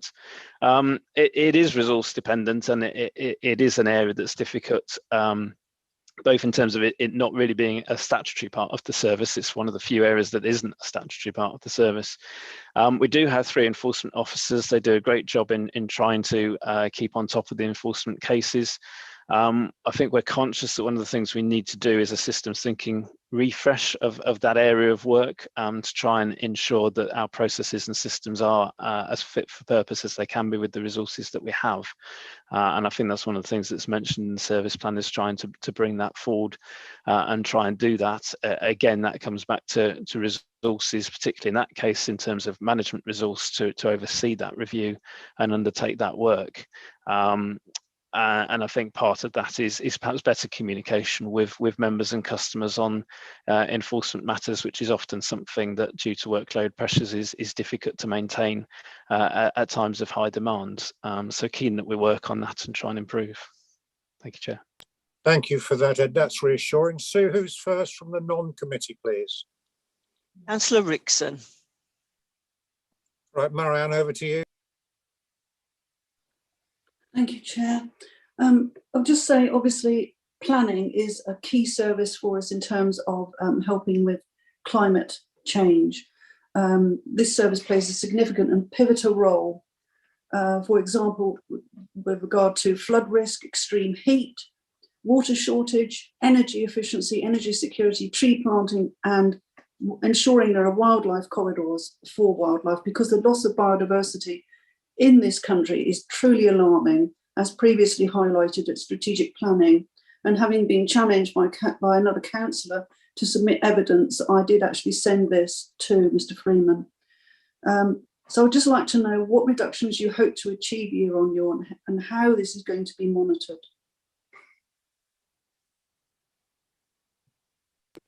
Ed? Thank you, Chair. So I think inevitably through the planning regime, our powers are limited to mitigating the impacts of development fundamentally. So it's about ensuring that we have the policies in place through the new local plan to mitigate the impacts of development on biodiversity through the provisions of the New Environment Act in terms of biodiversity net gain, and ensuring low carbon development is brought forward. And also in terms of the impacts on our protected habitats. And I mentioned the excess tree pebble bed heaths and an updated mitigation strategy there and work we're doing in terms of phosphate levels on the axe. So I think that is a key area of work for us in the coming year, particularly in terms of the local plan and ensuring we have a strong policy framework to deliver the correct outcomes in terms of addressing climate change and our impacts on biodiversity. Thank you, Chair. Does that satisfy you, Marianne? To some extent, but I obviously recognise that the hindrances that we have in terms of the powers that planning actually have to deliver what we might really want to do. Thank you. Sue, who's next? Councillor Faithful, Chair. Right you are, Peter. Thank you, Chair. Ed, what is being done in the way of public transport? At the moment, we have quite a disjointed public transport system, particularly on the East End, going across the border into Dorset. I mean, a public transport system has to cover beyond just our own patch. As I said before, a journey back from Weymouth, leaving at 5 o'clock, took me until 11 o'clock to get back to Otley because of the poor connections. The last bus from the 5 o'clock bus from Weymouth only goes as far as Upline. You can't get from there to Axminster without walking. It's atrocious. So we really need to have a joined up approach to public transport if we're going to seriously take that on as a proper service. So I know your concerns, Ed. I don't know quite what we can do with that, but certainly there is a need. If we want to get people off cars, we've got to improve our public transport network. But do we have any influence on that, Ed? Thank you, Chair. Limited influence, I would say. Obviously, Devon County Council have more influence over public transport service, and obviously the providers of those services as well. What we seek to do in terms of new development is ensure that they are well served by public transport, both by looking at where we locate new developments so that we can feed into existing public transport services, and that should provide additional patronage to those services and help to make those viable, but also improve them. So we can require developers to help to subsidise new public transport routes into new developments and provide part of the infrastructure in terms of bus stops and interchanges and things like that. So that's one area where we can try and influence things. The other thing is in terms of our spend of community infrastructure levy. So our infrastructure delivery plan talks about improvements to the rail services, particularly delivery of passing loops to deliver half-hourly services along the line to Cranbrook, to Honiton and Axminster. Those are massive costs in terms of putting those passing loops in, but we are in ongoing discussions with Network Rail about how that could be looked at alongside us potentially part funding the project with Network Rail and government funding coming in. And I think that would be a big improvement to public transport across the area if we could deliver those enhanced services through passing loops. So we do what we can to deliver that, and obviously work closely with Devon County Council and the public transport providers. Thank you, Chair. Thank you, Ed. Not very good news, Peter, but our hands are tied. Sue, who's next? Councillor Bailey, Chair. Over to you, Jess. Morning, thank you very much. Yes, I've got two things I'd like to talk about and ask the committees if they would very kindly consider slightly amending the service plans, and also obviously I'd be interested for Ed Freeman's comments. The first is in relation to enforcement. And I think as a ward member, previously you could actually see what enforcement was going on particular sites, and now you can't do that anymore.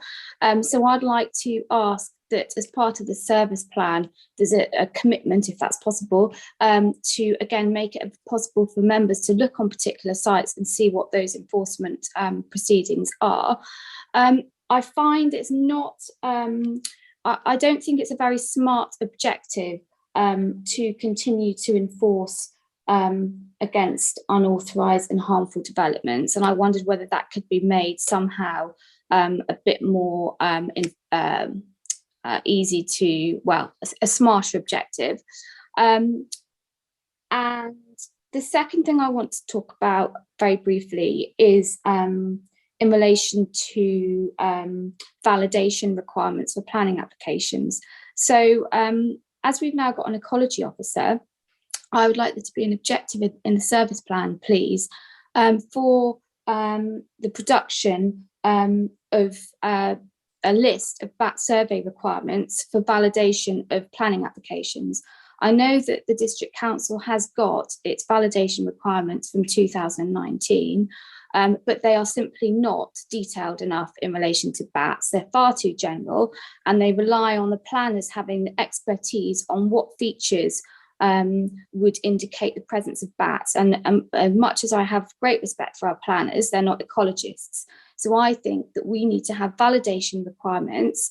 Because I really do believe that there's probably been lots of things over the years where we haven't really identified the features that indicate the presence of bats. And I'd like to stop that going forward. And I'd like there to be a really clear statement telling applicants what those features are. So I would like there, please, if possible, to be a validation requirement in relation to bats that goes onto our website. And I'd like a report to come to, and I would guess the Strategic Planning Committee would be the relevant committee within the next 3 months, setting out what those requirements are. And I wonder whether that's something that Ed could comment on. Thank you. Thank you. Jess, Ed? Thank you, Chair.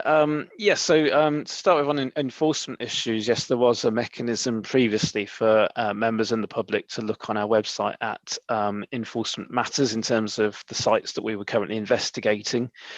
We had a number of complaints about that from the owners of some of those sites who felt that the fact that we were advertising that we were investigating enforcement issues on those sites suggested a sort of presumption of guilt, as it were.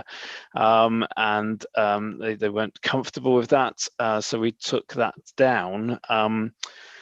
I'm not sure how we can overcome those issues, but we can look at how we can better communicate where we are on enforcement issues, particularly with members as part of the systems thinking refresh I mentioned in response to the previous question, and how we can make use of the website or perhaps the intranet members zone, as it were, to communicate that information rather than it being in the wider public domain, which was, I think, the issue with the system we had previously. Linked to that, certainly happy to look at the wording of the objective with regard to enforcement and try and make that smarter. I think it is difficult to make it time bound, which I know is one of the requirements of a smart objective, but obviously every case is different in terms of the requirements. So we've never been able to sort of set specific targets for timescales for particular cases, which does make it quite difficult to make the objective in relation to enforcement smart in a strict sense of the term, but happy to look at the wording again. In terms of the validation requirements, I think the requirements as drafted are quite broad, because in terms of ecological service, we don't tend to focus in specifically on bats, because obviously there's a broad range of species that might be on a particular site, all of which need to be assessed and dealt with. But happy to look at the validation requirements and certainly acknowledge that now with our district ecologist in post, it would be appropriate to look at those requirements with regard to ecological issues, because he may have different guidance and expertise that we can tap into in terms of those requirements. I should also say that the validation checklists have to be reviewed on a regular basis anyway, so I think they may actually need to be reviewed this year as a matter of course anyway. So happy to take that on board and add that in as an additional objective. Thank you, Chair. Thank you, Ed. Does that satisfy you, Jess? Yes, it does. I just had one question because I don't remember, and maybe I've just forgotten. Did the council discuss taking those enforcement off our website, or was that something that was just done? I can't remember. Could Ed advise, please? I think it was just done. I think it was based on advice from the Information Commissioner and other sources. So I don't think we had a great deal of choice, but I'd have to refresh my memory as to how that came about. Thank you, Chair. Thank you, Ed. Sue, who's next? Councillor Miller, please. Paul, over to you. Thanks, Chair. On that point, by the way, I think members would really appreciate some more information, including the advice from the ICO, with regard to why that was removed from the website. I understand if that was clear advice, it needed to be taken down straight away, but I do think members should have been informed. And I'm not really sure that I quite agree with the whole presumption of guilt argument of having it up there, but it would be interesting to see more information about that. I wanted to pick up on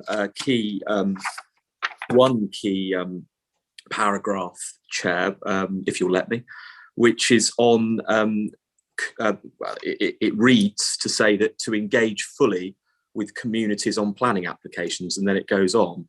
I think that's slightly misleading because we don't actually have the resources or the money to engage completely fully with communities on planning application. I'll give an example. Councillor Armstrong, I believe, is in the meeting. We've both had a planning application recently in our ward in which about 5 years ago, the planning department stopped putting notices on lampposts for minor applications. Now, I understand why that might be the case for very minor applications for things like, small extensions. But when it comes to entirely new dwellings in a road, I actually do believe that that we should be putting signs on lampposts. And I have asked the development manager, Chris Rose, whether he'd review that and come up with some costs of how much that would cost to implement that, because it has upset the community that they feel like democracy hasn't been served with this application because they didn't know about it.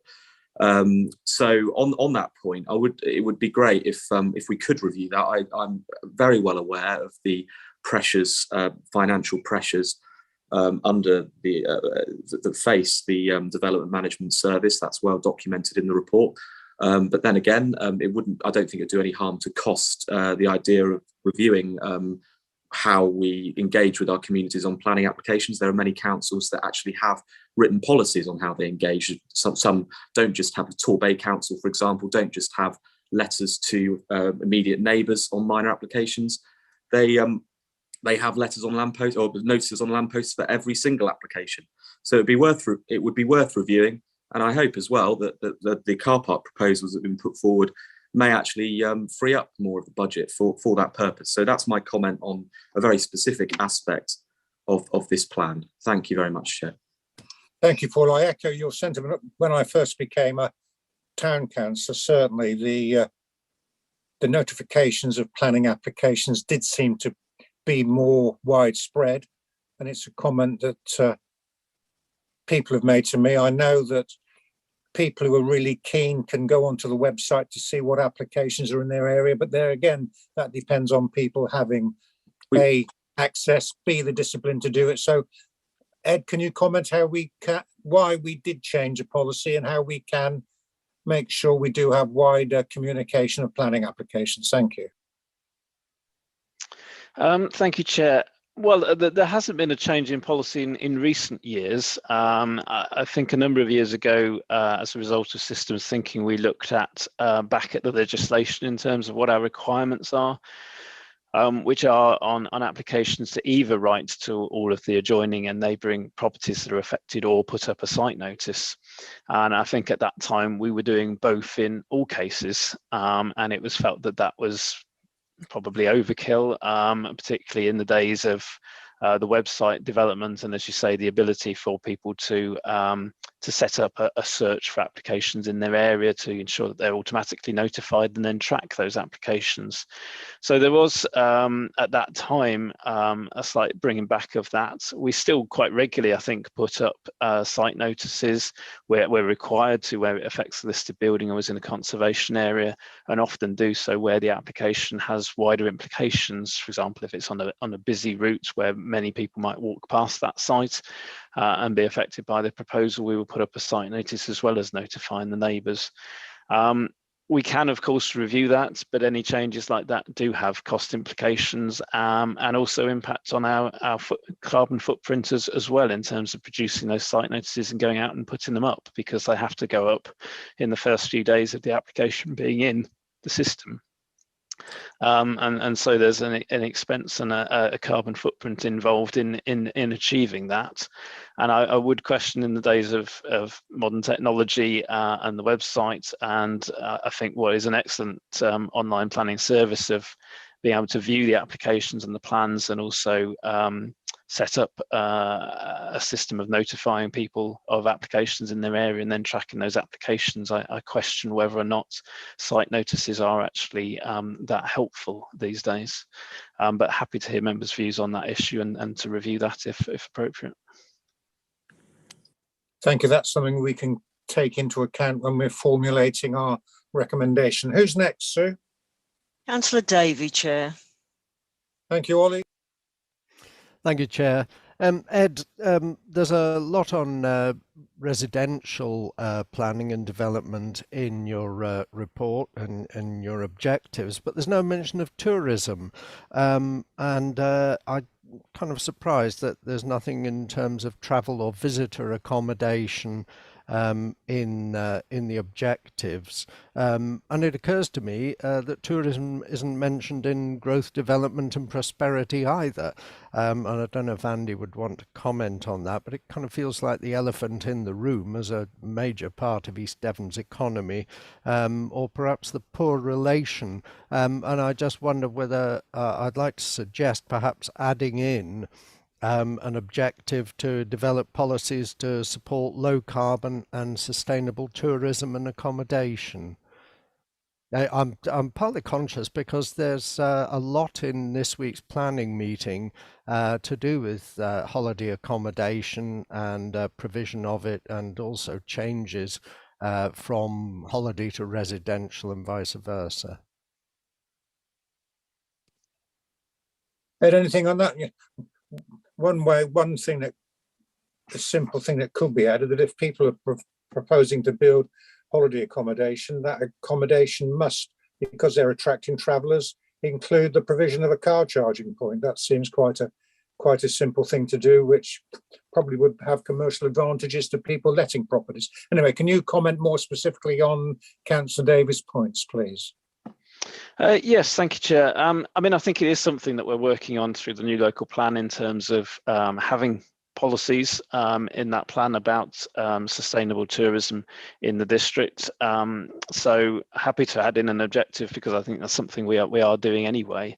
As you say, it hasn't perhaps come forward as a priority and the main focus. We don't really have a tourism strategy or a tourism officer or anything to kind of help to guide us in terms of the policies that we should have moving forward.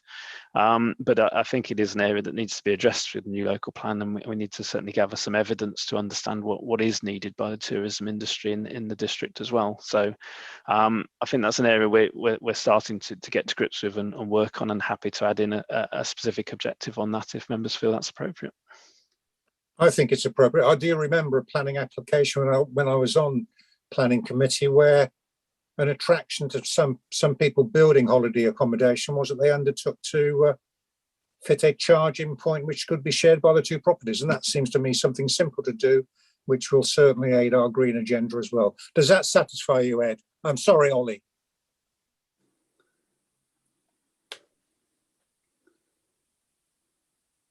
Sue, who's next? Councillor Chapman, Chair. And how many after that? We have another 4. Because I'm conscious that time's getting on towards a break, but I want to get this over, deal with this topic before we have a break, because I don't want to interrupt it. Anyway, I'll leave it to you to call the next speaker. Thank you. Okay. Councillor Chapman. Good morning.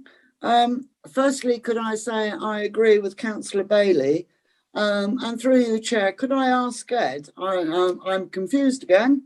I'm wondering why sites are being put forward for development in the local plan when they've been refused as recent as 2014 because of habitat, wildlife, unstable land, natural ingredients, surely, this is a waste of time, us having to go through all this again when we've already decided that the land is not suitable. Could you explain to me, please? Ed? Thank you, Chair. Well, I think it's important through the local plan process that we consider all sites that have been put forward and assess them. As part of that assessment is looking at whether or not where there've been previous applications, whether those are issues that can be overcome. So while a particular application may not have been acceptable, it doesn't necessarily mean that the site is fundamentally unacceptable and that the concerns that were raised with that application can't be overcome.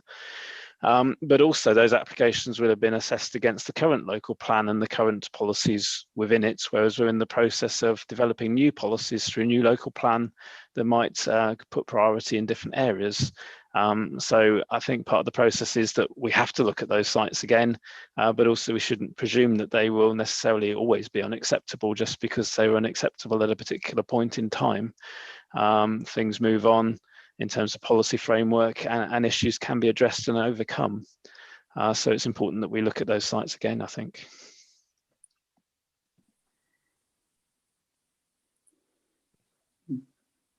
Does that satisfy you, Maddie? Well, no, not really, because the site hasn't moved, the habitat and wildlife haven't moved, and the land is still not stable. So I think it's a waste of time, but, hey ho, if we've got to go through it all again, then we've got to go through it all again. Thank you. Thank you. And that's Sue. Who's next? Councillor Johns. Over to you, co-chair.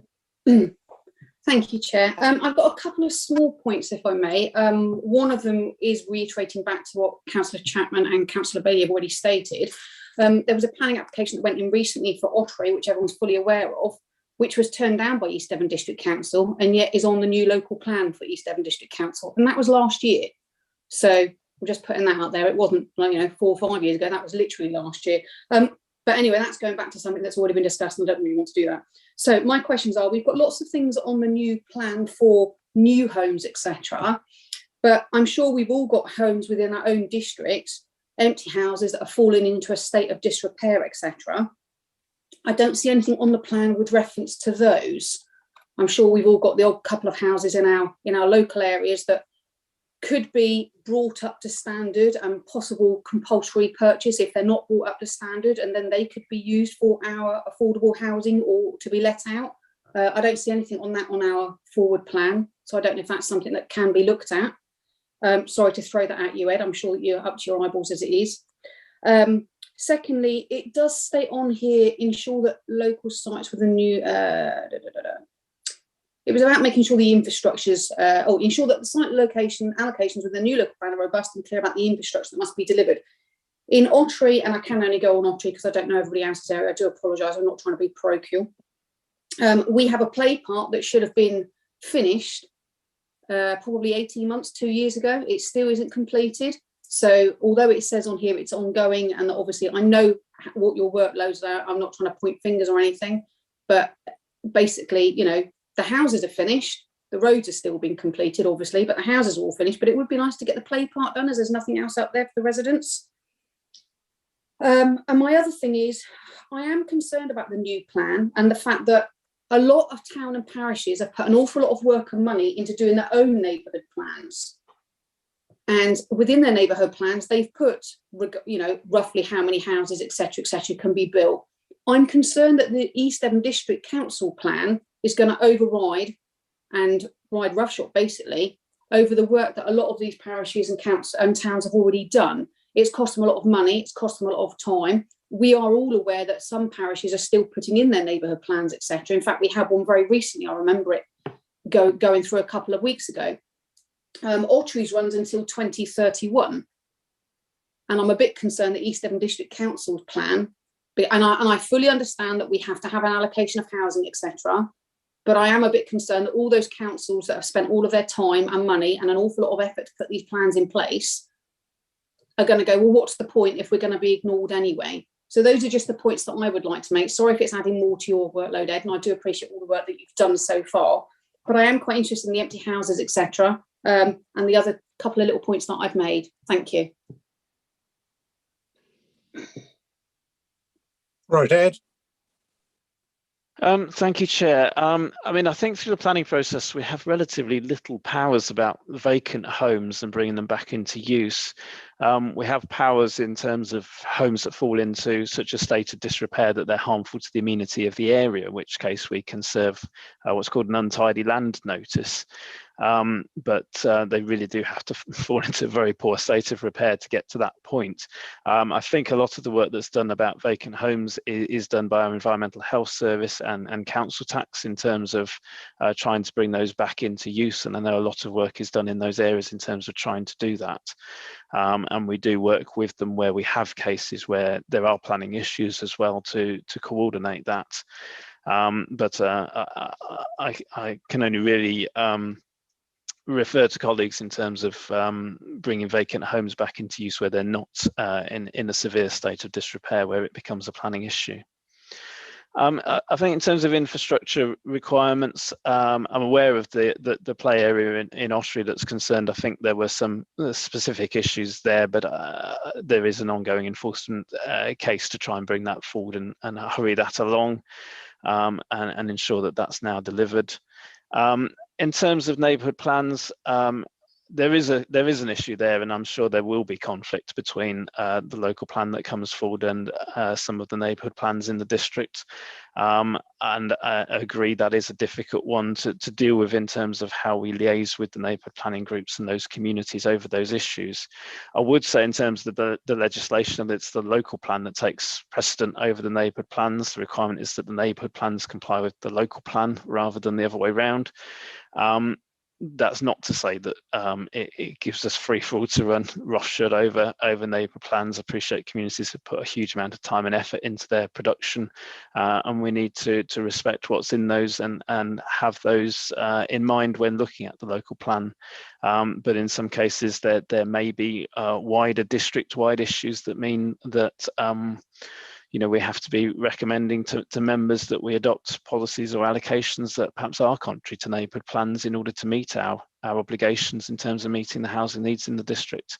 I wish that was avoidable, but I can't see that it will be. And so I think it raises some big questions about how we deal with that. We have built various reports through Strategic Planning Committee about communication with neighbourhood planning groups. We've already had a series of sort of webinars with neighbourhood planning groups to talk them through the local plan process and how we see that working and that communication, and hope to continue that in the coming year to ensure that we maintain good relationships with those neighbourhood planning groups and continue to work in partnership with them to bring forward the local plan. And work through any potential conflicts, so that even if it is necessary to promote policies and allocations that are contrary to neighbourhood plans, we can at least work with those groups to address their concerns with those sites and work with them for the good of the community. Thank you, Chair. Thank you, Vicky. Did that? I know I'm also aware of comments from local or neighbourhood plans where they consider it's a waste of time, but I think Zed's explained the conflict there quite adequately. Anything else? The only thing that I would say, if I may, through you, Chair, is that I suppose one of my main concerns is that I know specifically in Ottery, quite often planning applications will get turned down because it goes against the neighbourhood plan. So they're things that are being built that go completely against the neighbourhood plan. If East Devon District Council local plan overrules the neighbourhood plan, how do local parishes and towns stipulate that we can't accept this planning application because it goes against our neighbourhood plan if East Devon District Council aren't going to go by our neighbourhood plan? I understand where you're coming from, that the local plan takes precedent, but it will open, I feel it will open up the floodgates for people to be able to push through their own planning applications, regardless of whether it goes against the neighbourhood plan, because the local plan overrides it anyway. That's just my concern. I know that's something you can't answer right now, Ed, and it's something that will probably rear its ugly head in many, many instances in the future. But it's just something I think we all need to be very, very aware of, because we do turn things down because they aren't on our neighbourhood plan. But our neighbourhood plan, if it's not going to be upheld by East Devon District Council, I'm not sure how that's going to work. Thank you. Thank you, Chair. Thank you. Who's next, Sue? Councillor Armstrong. And how many after that? 2 more. Thank you very much. Megan? Oh, yeah, thank you, Chair. Just a very, very brief comment about Councillor Miller's comments earlier about the notification to the community. And he's right that we have been recently involved in an application in our ward regarding this. And particularly the 2 main points I wanted to make are, because it's a major application, it's a new dwelling. I think that was the issue about this one. It's not just an extension, but also linked to that, it's the issue that comes up time and time again about this business of people not having access to the internet. And I've been going on about this for many years, and I'm seen often as a dinosaur when it comes to things like that. But we have to put we have to consider those people in our communities who don't have that access. So what I wanted to ask, and I understand the issue about the time it's going to take, the extra money it's going to take, all and I don't want to labour it too much, but if the public are not aware of an application because signs haven't been put up or they haven't received a letter, how would even those who are on the internet know whether to access the internet or not? Because they wouldn't know about the application. It's just a comment, and I don't expect any answers, but no, it just doesn't make any sense to me, really. And as I say, I understand the financial aspects and so on, but I'm just concerned about it. That's all I wanted to say, Chair. I can answer that to some extent, Megan. What Ez has said and what I know happens is, if people are generally concerned about planning in their area and they are on the internet, they can register that interest on our planning system, and they are then automatically given notice of any application in their area. So right, the system is there. But what I think we could assist the recommendation by actually asking that we review again our process for informing communities and residents of planning applications, because if as Ed has stated, it's going to be the developer has to pay the cost of that increased notification could fall on the developer. And I think that is possibly a way forward to try and get this situation, which is much better for our residents. Does that cover what yeah, that's fine. I just wanted to raise the issue. Thank you very much. Thanks. Thank you. Okay. Did I answer that properly, Ed? Yes, Chair, you're right. People can set up automatic notifications on the website. The other thing I'd say in terms of site notices is something we did start doing through lockdown last year, was sending out site notices to the applicant for them to post at the site, to save putting officers at risk at that time of travelling around the district. So that is something that we've tried to continue where we can.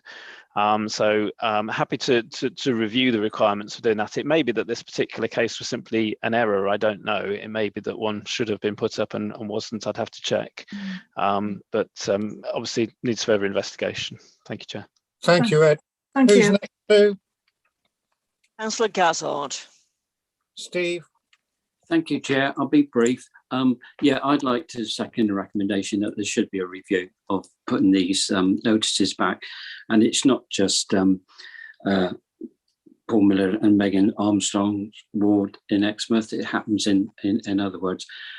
But I think the idea of getting the actual developer to pay for these notices is a great idea, and that they should pay for it, not the district council or the ratepayers.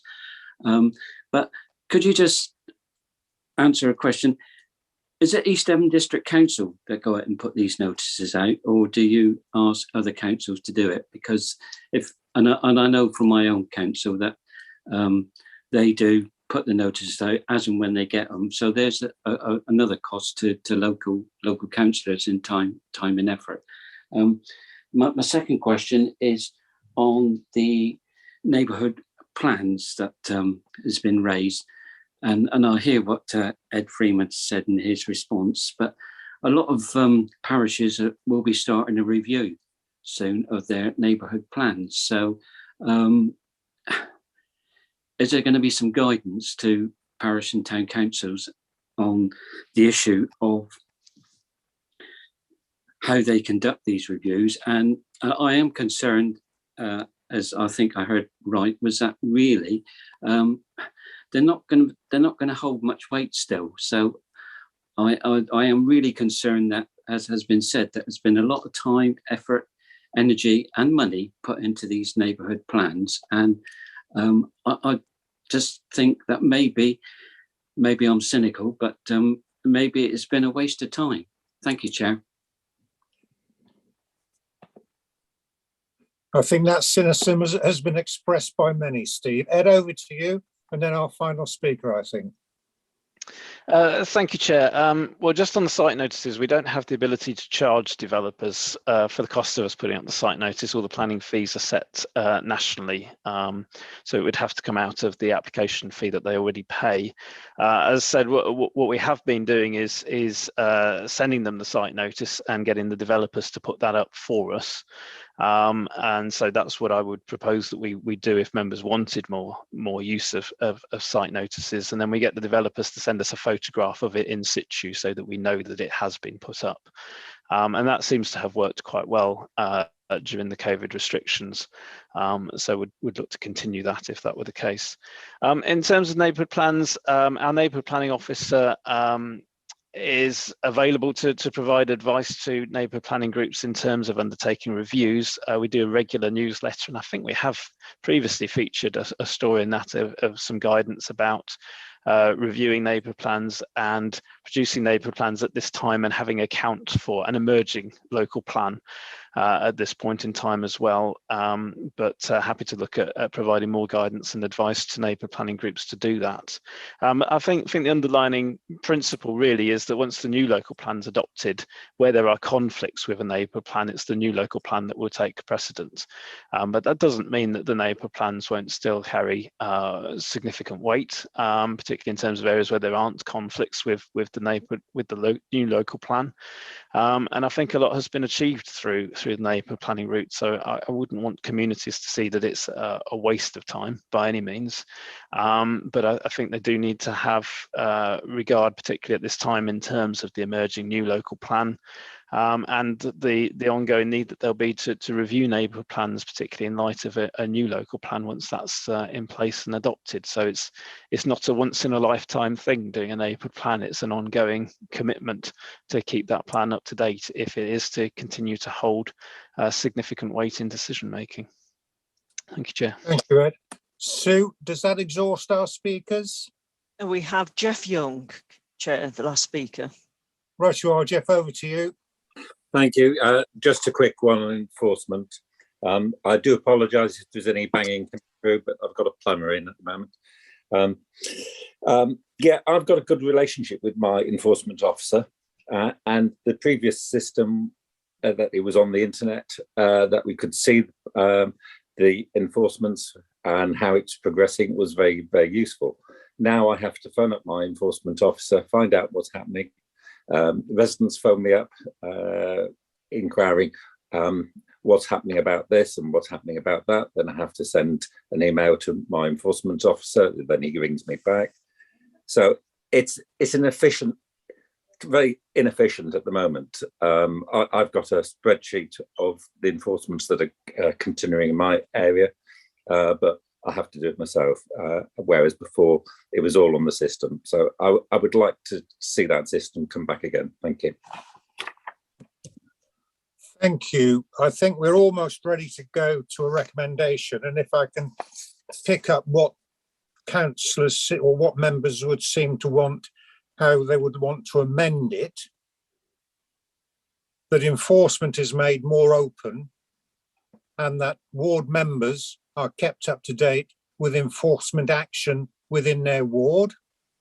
That's one addition.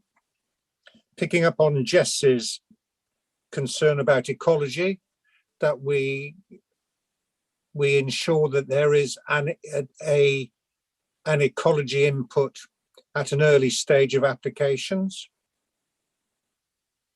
and that we review the notification to residents of applications and perhaps get Ed's present scheme where that responsibility falls on the developer, who then has to submit proof that he's done it. Sue, do those make sufficient sense to be added to the recommendation before it's considered by Cabinet and then full council, where councillors can again look to see if their concerns are properly registered and recognised? Thank you. Chair, I think the monitoring officer, Henry Gordon-Lennox, would like to clarify those recommendations. Thank you. Thank you, Chair. So I think the second two are fine in terms of them being included. The first one was in relation to enforcement action. There was quite a lot of conversation about various different aspects. I think as far as it being a service plan issue, I would suggest that it's entitled as a review of enforcement, so that there's it gives the planning service time to properly assess, not least because of concerns over the ICO guidance on what should and shouldn't be included. So if you are minded to go with the first one, can you entitle it as a review, please? Yes, just a point of clarity. I can understand the ICO, but if the information is made just available to ward members, would that satisfy the ICO, or would then the ward members be duty bound to keep that confidential? Well, and therein lies the rub. I mean, that's the need for the assessment. I should think, if I was to say an answer now, I'd be doing it off the cuff, which wouldn't be fair. But I think that rather reinforces the need for it to be a review. And I'm not suggesting it's a sort of a holistic review as such, but there are clearly going to be implications in terms of notifying ward members of all enforcement action. So I think that's why phrasing it as a review, and whether that comes back through an overview type process. But I think it's incumbent that it's done fully without it being an off-the-cuff position, if I can put it that way. Thank you. Thank you, Henry. So members, if we can, the amendments be that we wish there to be a review of the notification and openness of the enforcement measures taken by the council, and then that we have the ecology assessment, and finally the review of notification to applicants. Would that satisfy, or we actually adopt a system where developers are made responsible for putting up notifications and sending proof of that they have done so? Would any member wish to comment on those before we put it to the vote? Thank you.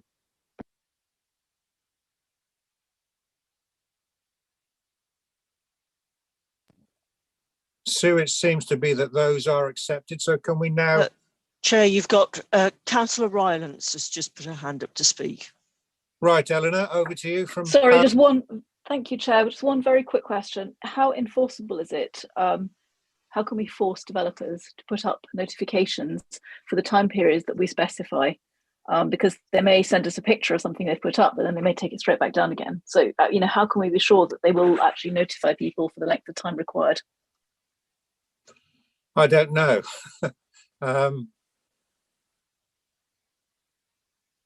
But it's an improvement where at the moment there's no requirement for notifications, and we must to some extent trust the developers, and perhaps when the notice is up, residents themselves will monitor it for us. In the absence of an illegal requirement to have to do it, that all we've got to do is try and do something which will go some way to mitigating the problem? I think Ed Freeman would like to come back in as a response. Come back, Ed, yeah.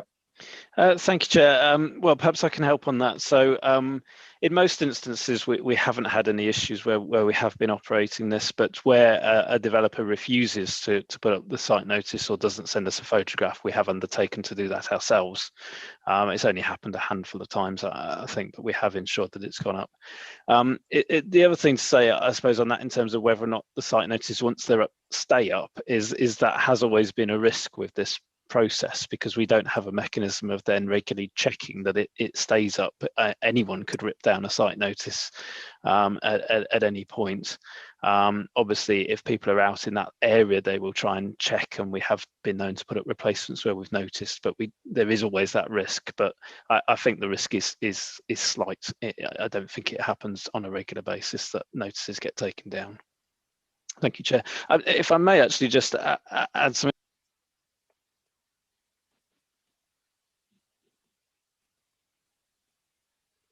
You're silent, Ed. So, apologies, Chair. I just wanted to add something in terms of the recommendation about ecology input. I think the point Councillor Bailey was making was about our validation requirements on ecology, and I wondered if that could be rephrased, that it was about reviewing the ecological report requirements at validation stage. Very conscious that our new district ecologist is going to have only very limited, well, going to be very stretched in terms of a resource, given all the different things we need him to be doing. And I would look to develop a system to ensure that we're trying to rationalise the use of his time in terms of planning applications by getting the information in that's needed, which I think was the point Councillor Bailey was making, rather than that he has direct input into applications at an early stage. Thank you, Chair. So that's almost coming back to Henry's comment on the first point about enforcement, a review of our ecology assessment process. Is that what you're hinting at?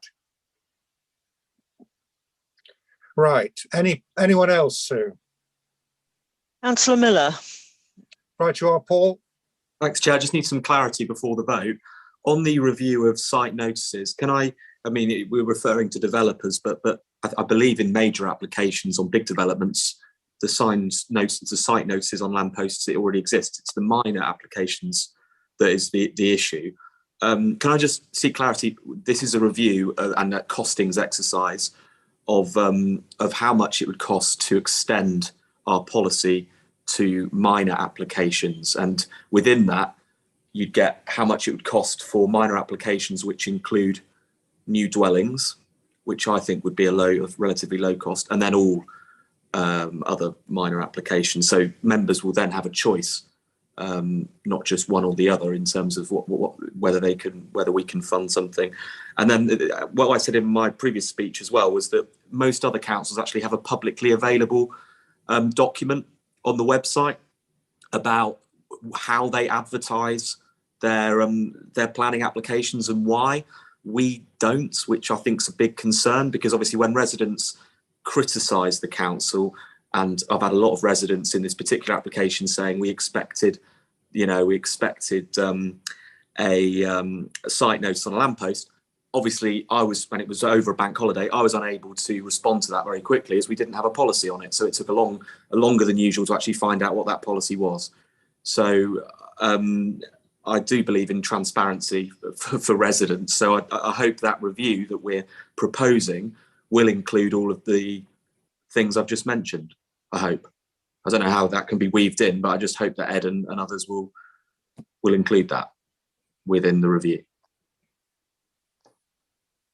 Ed, so what we're asking for is, before the final cases that we're now reviewing go firstly to Cabinet, then to Council, you will have some amendments in them which could cover the points that members have just raised, which then they can deal with at Cabinet and then in Council. Is that what we're saying? Through you, Chair, I think it is summarised as a review of that approach. We do have a policy, what's called a statement of community involvement, that details how we will engage with our communities through the planning process. What it perhaps doesn't do is go into a huge amount of detail. I think it's quite light touch in terms of just sort of saying we will consult with communities through sending out neighbour notification letters, putting up site notices. I don't think it's very specific about the circumstances. So I think it's a review of that and putting further detail into that document that really is what is needed in this case. Happy to work up some detailed wording and put that forward if that's members' wish. I think that would very much would be the wish, and if it doesn't satisfy members, they have a chance to challenge it again at Cabinet and then at full council. So are we happy now, members, on what we are voting on?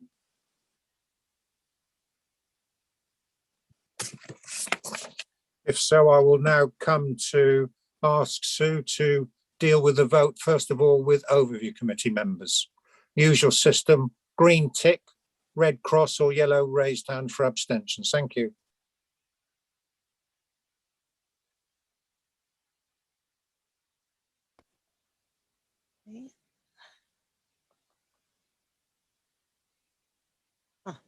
Okay, Chair, I've got 4 votes in favour, 5, 6.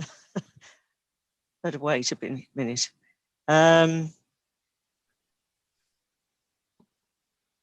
Okay, I've got 7 votes in favour, Chair. Thank you, Sue. That's carried. Now the same process with scrutiny, please.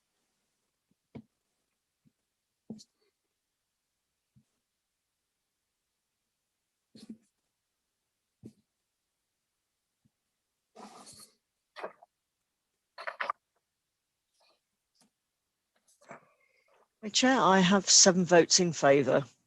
Thank you, Sue. On that score, before we come to item 7D, governance and licensing, which I think will not take as long, I propose a 10-minute break, so we come back at 12:05. Is everybody happy with that? Thank you. Right, so we'll just pull the blinds down for 10 minutes. Sue, please. Thank you. Okay.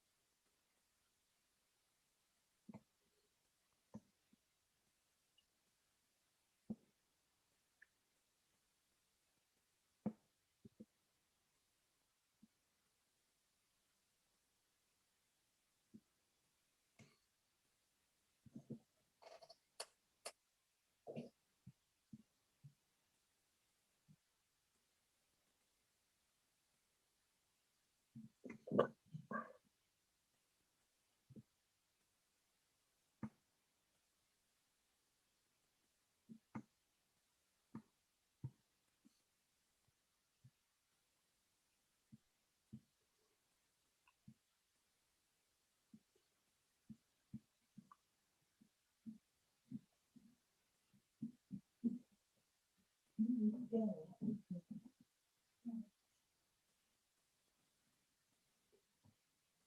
wasn't going to the pub, he's just moved his car down right in front outside Carol and Brian's place. I suppose, don't know how long. Pick up the wife, I suppose. Tom, you're not on mute. Thank you for that.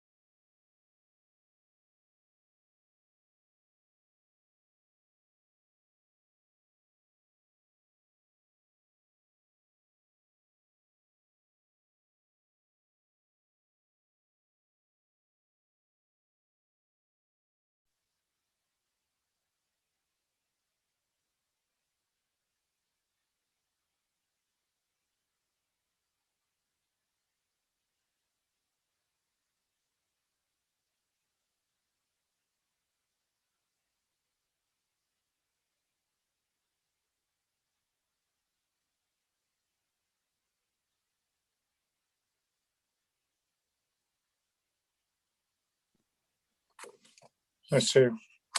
Hello, Chair. I think you've probably had 10 minutes.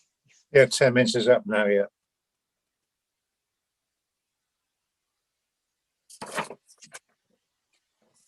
Are we all back?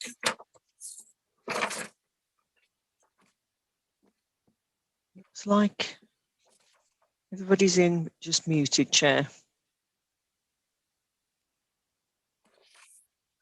Right, can we resume then? Okay, I can confirm that we're live and being recorded as well.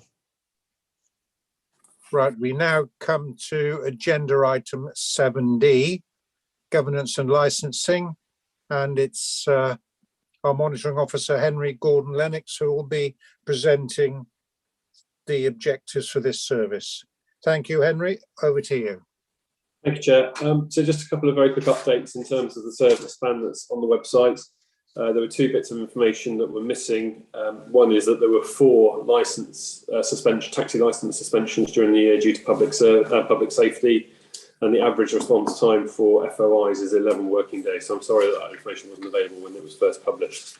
There was also one slight change in terms of climate change sort of objectives, excuse me, to do with reducing the carbon footprint, which is that the enforcement visits will be sort of prioritised and coordinated to ensure that the sort of carbon footprint is minimised when we're out travelling for enforcement purposes. So just a couple of updates, and thank you for indulgence on those. In terms of the objectives themselves,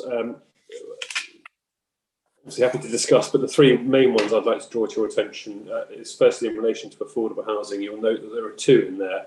One is our sort of fairly standard provision in terms of, or support, I should say, to planning really about securing the affordable housing on the back of planning decisions. But I think the more interesting one for us as a service this next period is the administration and the council's aspirations now about delivering affordable housing, repurposing it, whatever that may be, whether it's car parks, but in conjunction with the Housing Task Force. So I think that's going to be an interesting area that we will be involved in.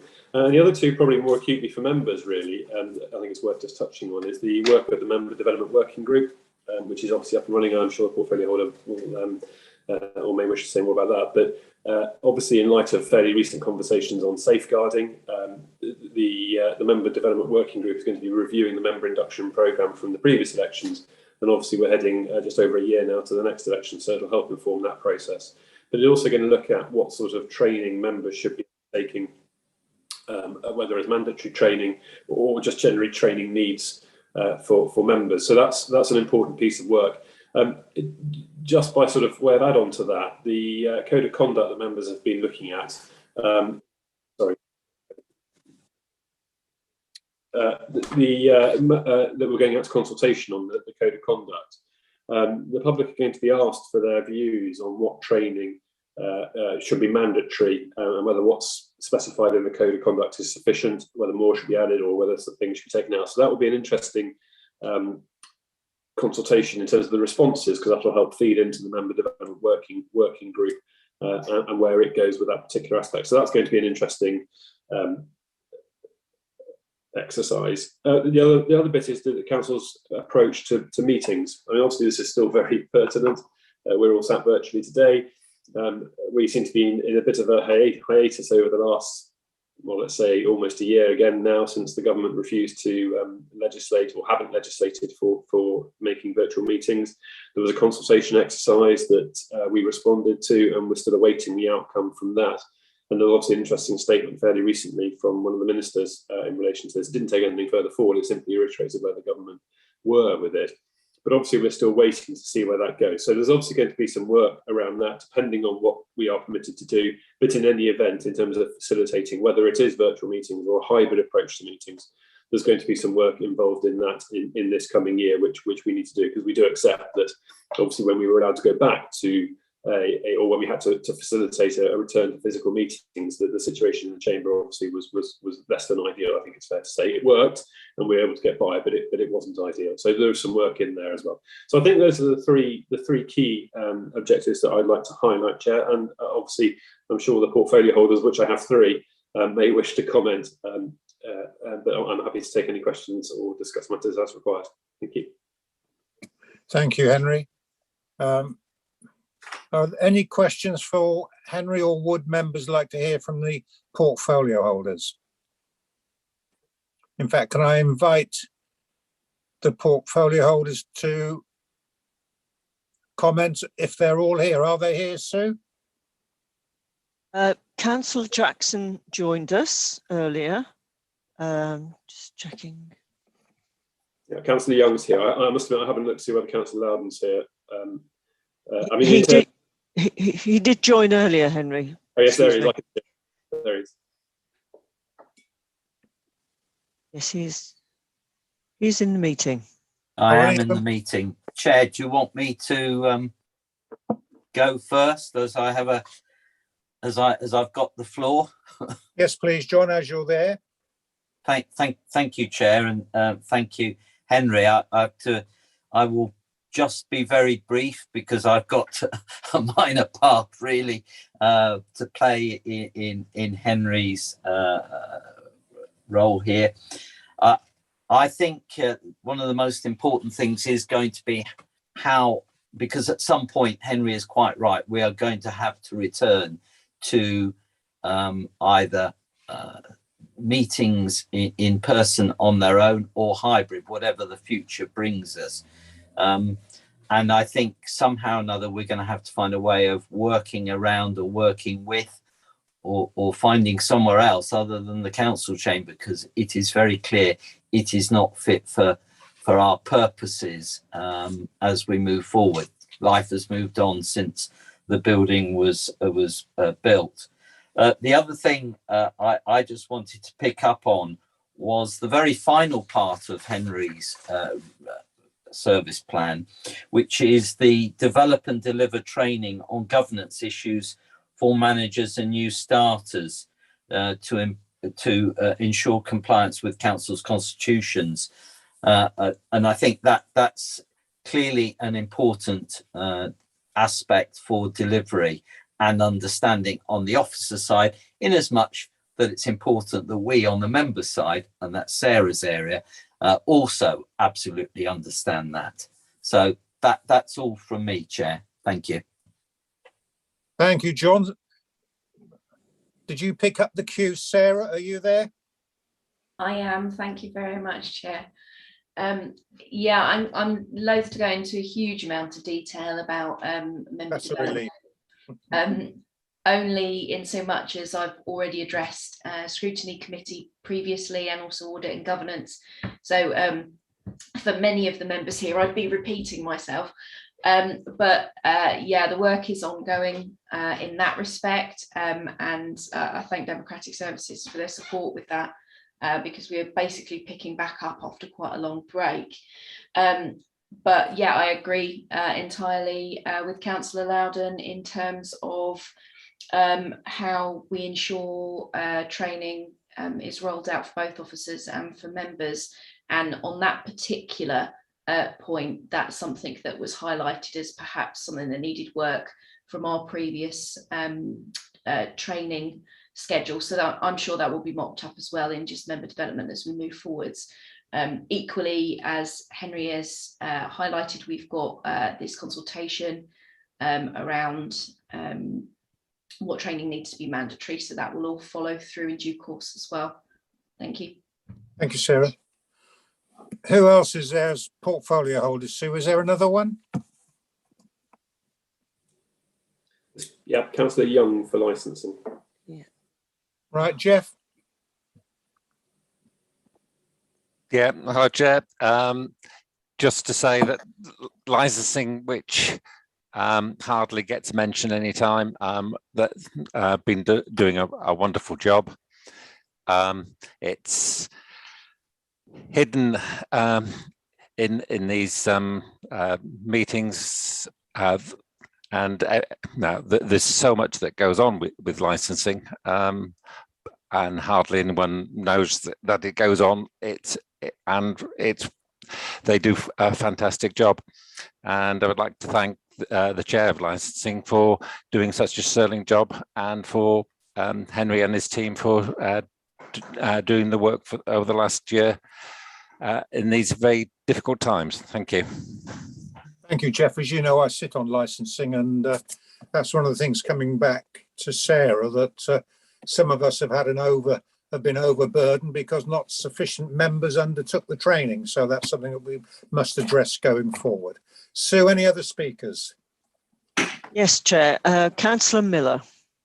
Over to you, Paul. Thanks, Chair. We work very well on licensing, don't we, Chair? And I think I will start with that, because what Councillor Young said is absolutely right. I was speaking with the police licensing officer who covers the entire of Devon, and he said to me that East Devon District Council is far and away the best authority in terms of licensing. And I think we should remember that, because that is a compliment, a true compliment, as that's all of Devon that he covers. I do have some points, Chair, and there are a few of them, so I'll be grateful for your indulgence on them. Starting with the support for Strategic Planning Committee on the policy direction delivery of the SIL regime. I think this is key, but there is no end date on that, and I would like to see some suggested timescales on it, and I'd certainly like to see that review be completed before the end of the council term. On other, by the way, on the affordable housing aspect mentioned by Henry, I think that's a really exciting part of the policy going forward.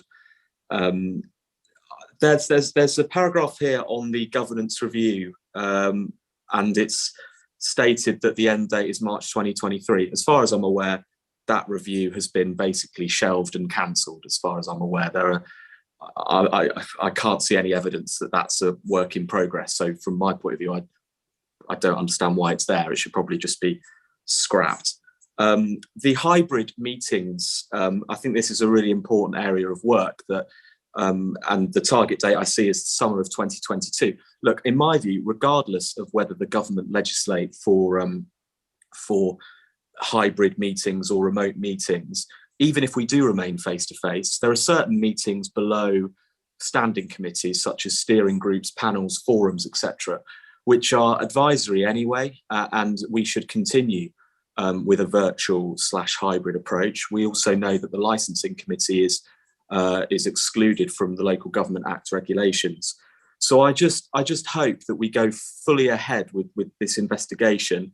I also think that it will give it will increase democratic engagement amongst the public if public speakers are able to continue to speak virtually. We have got a very rural district. It is very difficult for members of the public, for example, who live in Exmouth, to travel all the way to Honiton to make a speech. Obviously, members of the public can put their views in writing to be read out, but it's not the same as attending and watching and listening to a meeting in real time. I also just wanted finally to echo what Councillor Loudon said about the final point on the Constitution. I think it'd be great if more members understood the Constitution more. I think it would save time in meetings with pointless points of order.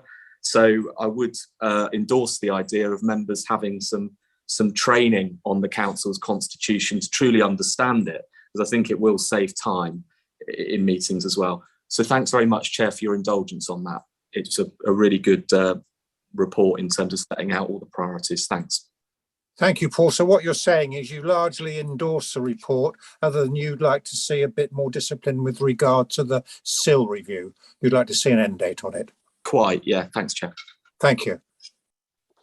Sue, who's next? Councillor Rylance, Chair.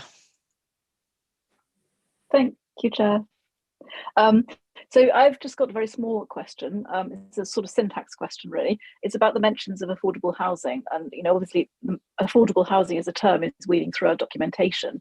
And I am hopeful, crossing my fingers, that affordable housing in this context doesn't just refer to the government's measure of affordable housing, which for many people is anything but, especially in East Devon. So does affordable housing include all forms of accommodation that is not privately owned? Does it include social housing? Does it include houses of multiple occupancy? Does it include the very necessary but regrettable emergency accommodation that we might need we need to provide sometimes? So is this affordable housing, is it the government's definition, or is it actually properly affordable? That seems a member for our comment for our legal eagle to answer. Over to you, Henry. So within the key within the key service objectives, they are effectively split. I suppose the best way to look at it. So the first one which appears, which is about securing affordable housing through planning and property transactions, is probably more aimed at the government-based one, which is if the Development Management Committee require affordable housing, that's going to be the government's definition. The other one is obviously supporting the now council ambition of provision of more affordable housing. I think that's going to be more wide-ranging. I think the point to note for much of the governance and licensing service plan is that, of course, we piggyback predominantly on other services where support function aside from licensing primarily. So this is really reflective of this is reflective of where the council's ambitions goes, and that we're going to help support it. So, but I fully expect that certainly on the conversations I've been involved in and heard others have in relation to affordable housing, it is certainly beyond the government's the government definition of it, and it is about delivering what will be affordable for the district. So yeah, it's essentially going to be led by the Housing Task Force, I think. Thank you, Henry. Are you happy with that, Eleanor? Yes, ecstatic. Thank you, Chair. Sue, who's next? Councillor Gazzard, Chair. Steve. Thank you, Chair. Well, I'm erratic this time, not ecstatic. Once again, I find myself agreeing with Councillor Miller and Councillor Rylance's points that she raised. But I've got one question to Henry. If we're going to undertake a review of how we're going to conduct meetings, and I think it's absolutely right that we do. If we still can't find a venue for full council meetings, and we have to go to Blackdown House. Will the people that will be on hybrid, will they be allowed to vote, or will it be the system that only those that are in the chamber will be, or wherever we are, will be allowed to vote? Because obviously, if it's a hybrid meeting, those that are on Zoom are disenfranchised from voting. I just wondered, what comments you got on that, please. Through you then, Chair, if I may, and I'll also pick up on Councillor Miller's comments whilst I'm going. So, well, I mean, the voting is a legal position currently, that we understand that if you're not present in the room, you cannot vote. So, full council currently presents a difficulty. Obviously, we have arrangements about delegations, but that's my personal view. I don't see that as any sort of long-term position. I don't think as councillors you will want that. So whatever solution we come up with has got to be right, has got to work for councillors, but obviously has got to meet the legislative framework as well. So full council presents a difficulty, and it has always been the most difficult one that we have to try and resolve. We need government to legislate for that, and I do expect that they will effectively give flexibility and allow councils to choose what works for them. I mean, the 1972 legislation, as we know, is well out of date now in terms of where things are. So perhaps I say it more in hope necessarily than expectation, but I really do hope that flexibility is afforded. And if it is, well, then that makes it all the easier, because effectively all options are going to be open. We know we can do it because the coronavirus regs effectively allowed us to do it, so we know it works. So I just can't see any other outcome than actually it will be permitted. It comes at a price. I think there are potentially downsides to it as well, but effectively having the flexibility to put in place whatever works for you seems to me to be the right approach. So fingers crossed that's what comes forward from the government. If I can pick up on the other bits, the end date in terms of the strategic planning, just going back to this being a piggybacking exercise in the sense of us supporting others, it's not specific to delivering. It's about helping planning essentially deliver there. So I'm happy to put an end date, but in all likelihood it would be the end of the year. Really, it's more reflective of the fact that we help support the delivery of the strategic planning function. But if we want an end date of the end of the year, then I'm happy to do that. So on that, Henry, end of the year, do you mean the council year, the calendar year, or which year? Yeah, well, it would effectively be the end of the council year, because we'll be looking at it again the following year. So this isn't specifically about delivering the SIL regime with an end date. This is about supporting SIL in its totality and also strategic planning delivery. Governance Review Working Party. So I hear what Councillor Miller says. My take on it, of course, council resolved that it wanted to look at it. So if council doesn't want to look at it anymore, it's going to have to resolve to do that. The reason, and that date is simply carried over, and it was carried over last year, and dare I say it, maybe the year before. I can't quite remember quite how the timings worked out. But of course, it was held over predominantly because of COVID. We couldn't go out. The Governance Review Working Party had resolved to go and look at other councils in operation, and we were in that exercise of working out which ones to go to. COVID effectively put pay to that. And so the question's going to be, where do we go from here? COVID still is an impact, perhaps more acutely for us than for others. And do we want to go out to councils at this moment in time and start looking? And I think there's a question for the Governance Review Working Party and then council as to exactly where it wants to go. So I note the point about it being shelved, but I don't think that's technically correct, albeit in perception terms it might be. So meetings covered off, Governance Review Working Party, and the Constitution. Yes, I take the point about members, and I've certainly got in my mind that in May 23, the training that I give, I mean, as dry as it might be already, I think it's going to have to be a bit longer and a bit more fulsome in relation to some of the aspects around the key relationships, how the Constitution works. So members can buckle in for that in May 23, but it will certainly feature in the Member Development Working Group. There will be a more enhanced training in certain aspects, including Constitution. Thank you. Sue, anyone else? No, Chair, there aren't any more speakers. So what you're effectively saying, Henry, is that the end of this council year is effectively the end of the SIL review date, and then it'll start again next year. Is that what you're saying? Yeah, so review, it's not a word that's in, it's for me, it's the SIL regime. It's about supporting the council in delivering the SIL regime and the strategic planning regime that we're operating in. So as the date will be, while it can be there, it will simply be carried over for another year because of the nature of the work that's being undertaken. There's no definitive end date to it. Thank you for that. So, right, in the absence of any other speakers, can I ask again we vote on the service plan as put forward? And first of all, over to overview committee members to please vote first. Thank you.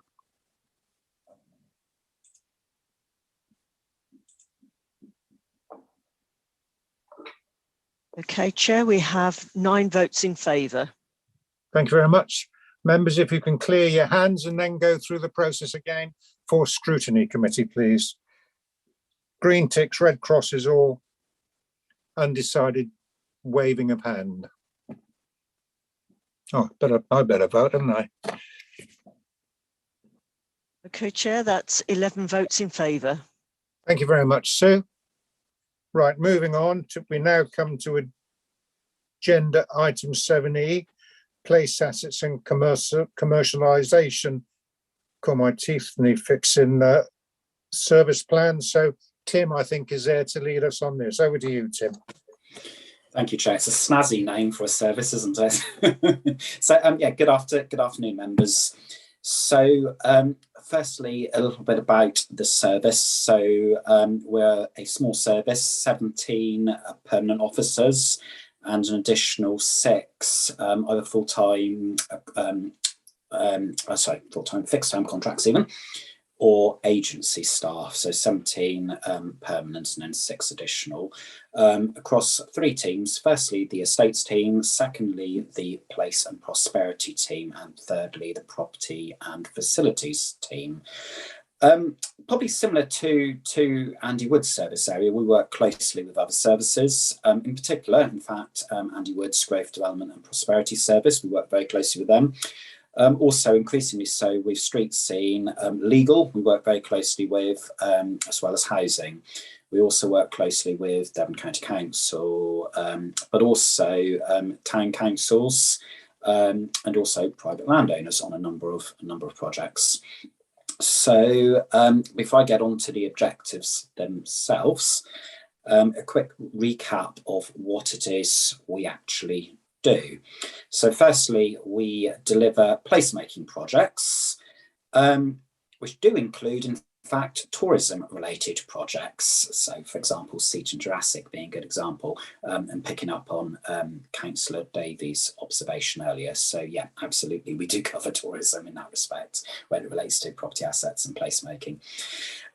So we deliver placemaking projects across our own portfolio, as well as through working through others. Some examples of that, which include in the service plan, include Levelling Up. It includes Reopening High Street Safely and Welcome Back Fund. It includes the Devon Place Board, and it includes delivery of specific asset-based projects, which I'll talk through shortly. This work area crosses over particularly with the priority around delivering a resilient economy, but also it crosses over on climate change, and in particular how we can influence climate change both within the council but outside the council in terms of some of our placemaking objectives.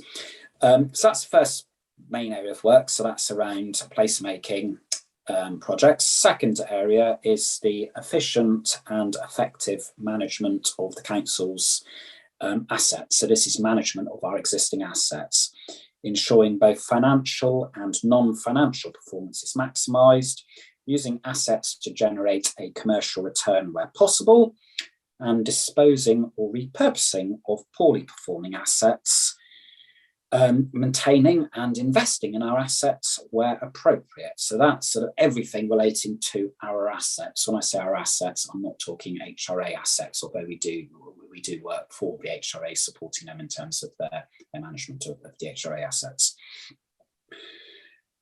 So in doing so, we optimise the value of the assets for the council, for the community themselves, but also for other services. An example of where we're working with other services include the public convenience review, for example, and also the leisure review, both of, well, particularly the toilets review, I'll cover off in a little bit more detail later on.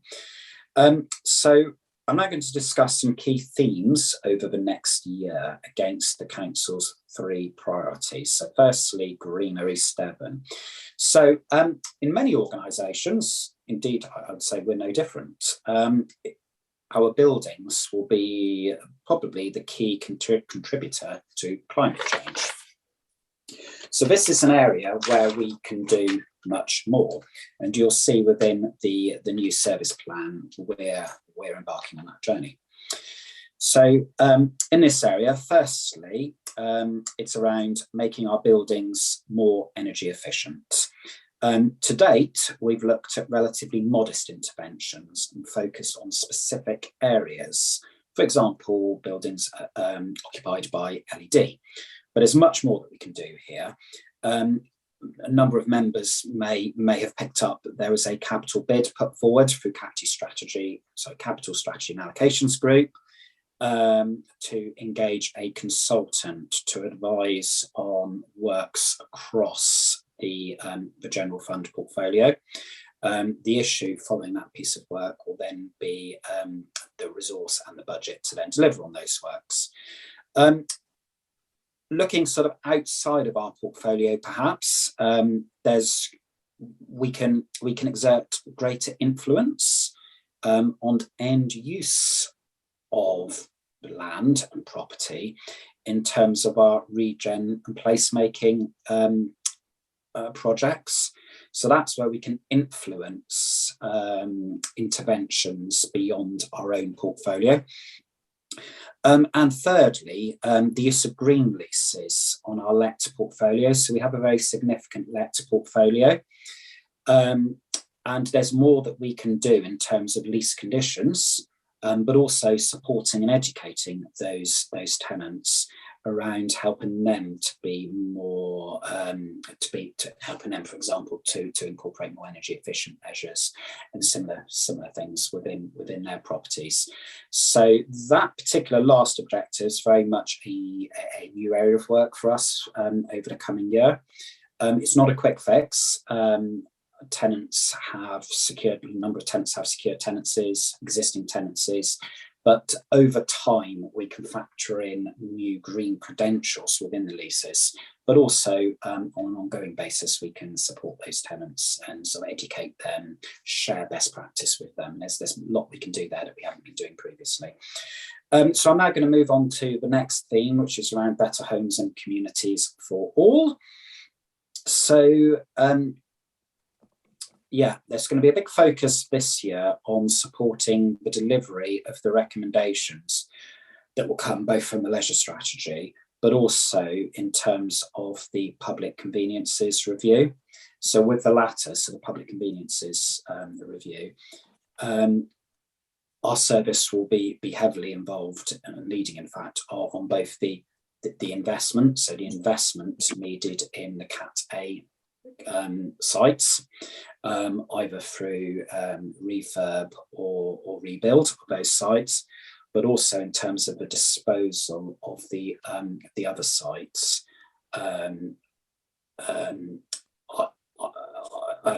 ideally for continuing toilet use, but if not, for commercial disposal. So there's a huge piece of work there that's coming in over the course of the next 12 months. And secondly, around community asset transfers to town and parish councils. So there's a big focus within the service plan on that. Very much taking on the learnings from the continuing beer pilot project, and there have been a lot of learnings from that. But I think it's important just to sort of recap that community asset transfers have benefits not only for the community, but also potentially for the local authority as well. So a big piece of work. I'm now going to move on to the third theme, which is around a resilient economy. And this is about using our existing assets, new assets, or indeed working with others, other third parties, to bring about economic growth, harnessing funding that becomes available and ensuring a catalytic effect with what we do. This relates to both project delivery, but also horizon scanning. And we need to do much more, which is getting picked up within the service plan, around capturing those funding opportunities. And again, sort of, I suppose, similar theme to something that Andy Wood picked up on earlier this morning.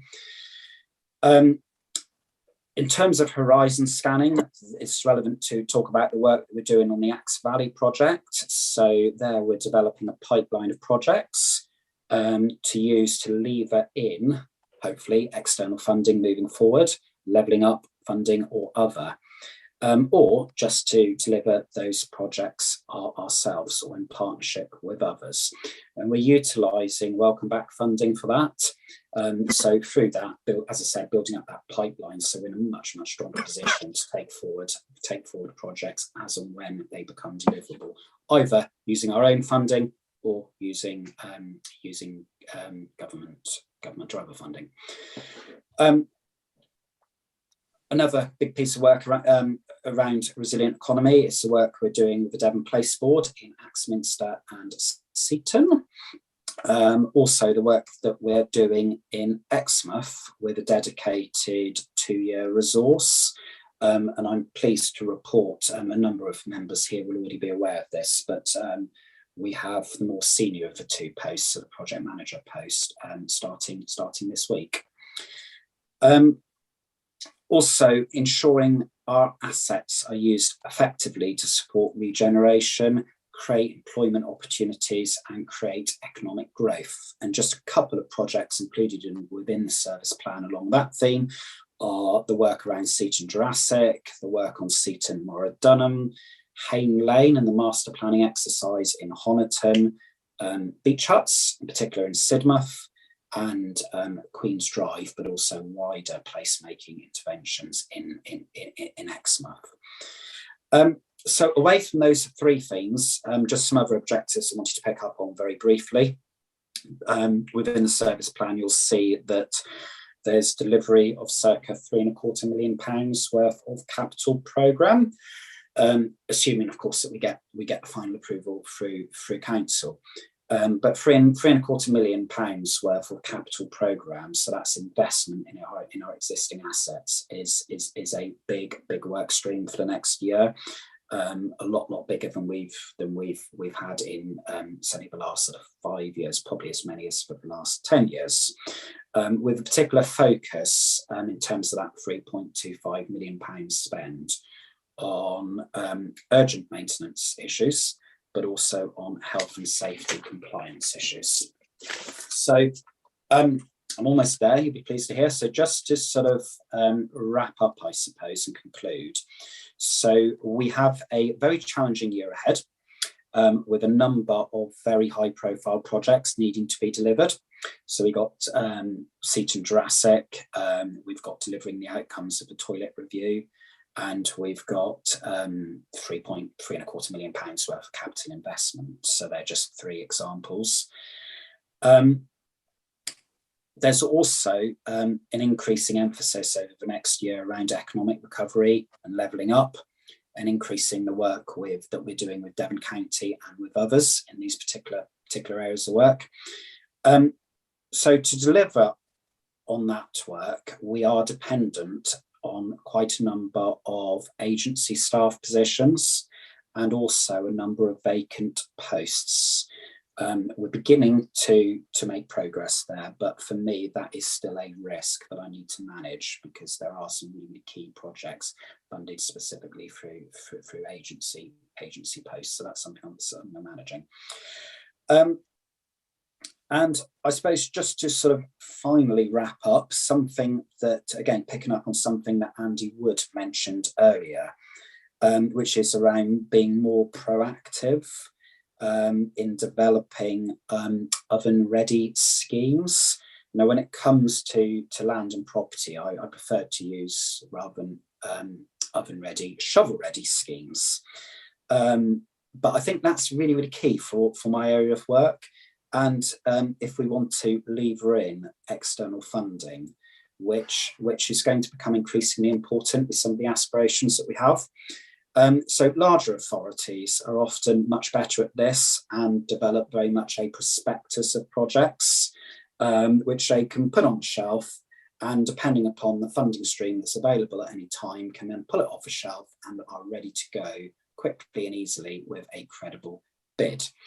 Like most smaller authorities, we're not quite there, but in terms of recognising that and then addressing it, in terms of how we improve our position, there's two things that we are now doing. So firstly, as I've touched on briefly, we're using Welcome Back Fund from government to pull together a suite of business cases for place-based interventions in the Axe Valley. So that's one thing we're doing. And secondly, through the work that we're now embarking on in Exmouth. Again, we will over the course of the next 6 months pull together a suite of possible projects there for members to consider, and then for funding opportunities to be explored. So I've covered there the main themes and the main challenges and points covered within the service plan, and I see there's a couple of hands up. So Chair, I'm obviously happy to take questions. Sue, can I leave you to call on the relevance? Who's the portfolio holder for this?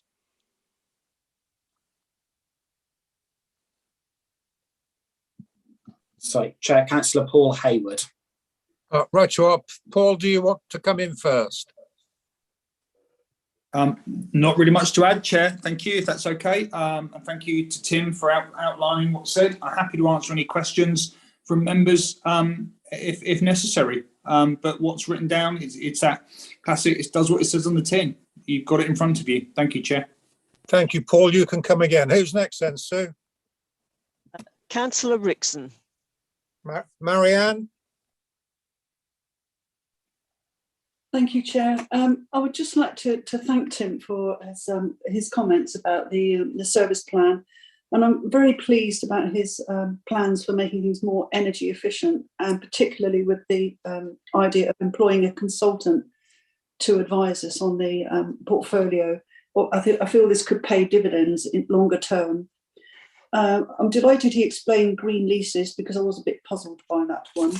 But I am alarmed about the item 4, which is the £3 million of capital works that are needed. Is this due to insufficient routine maintenance over a period of years? I mean, is this something that has actually accumulated? Can you answer that, Tim?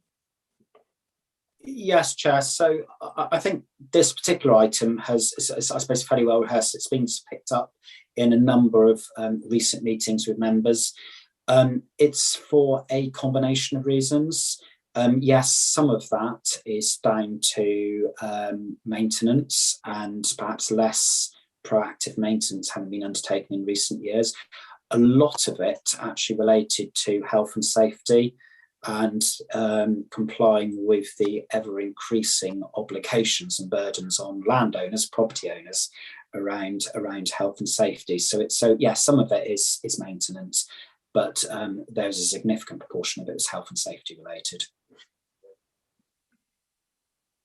Does that answer you, Marianne? Thank you, Chair. Who's next, Sue? Councillor Armstrong, Chair. Megan? Sorry, Chair, I was just doing something else then a minute. I've looked on the report and I couldn't see any reference to the registering of community assets. Does that fall under this service or not? And I'd like to ask, if I'm assuming it's still going ahead, if Tim is responsible for that, which officer is responsible? And how are local members involved in any registering of community assets, as some other local authorities have member involvement? Thank you.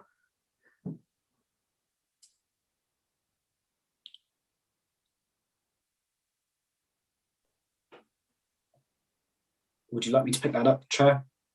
Sorry, Tim. Yes, sorry. Yes. Okay. Thank you. So yes.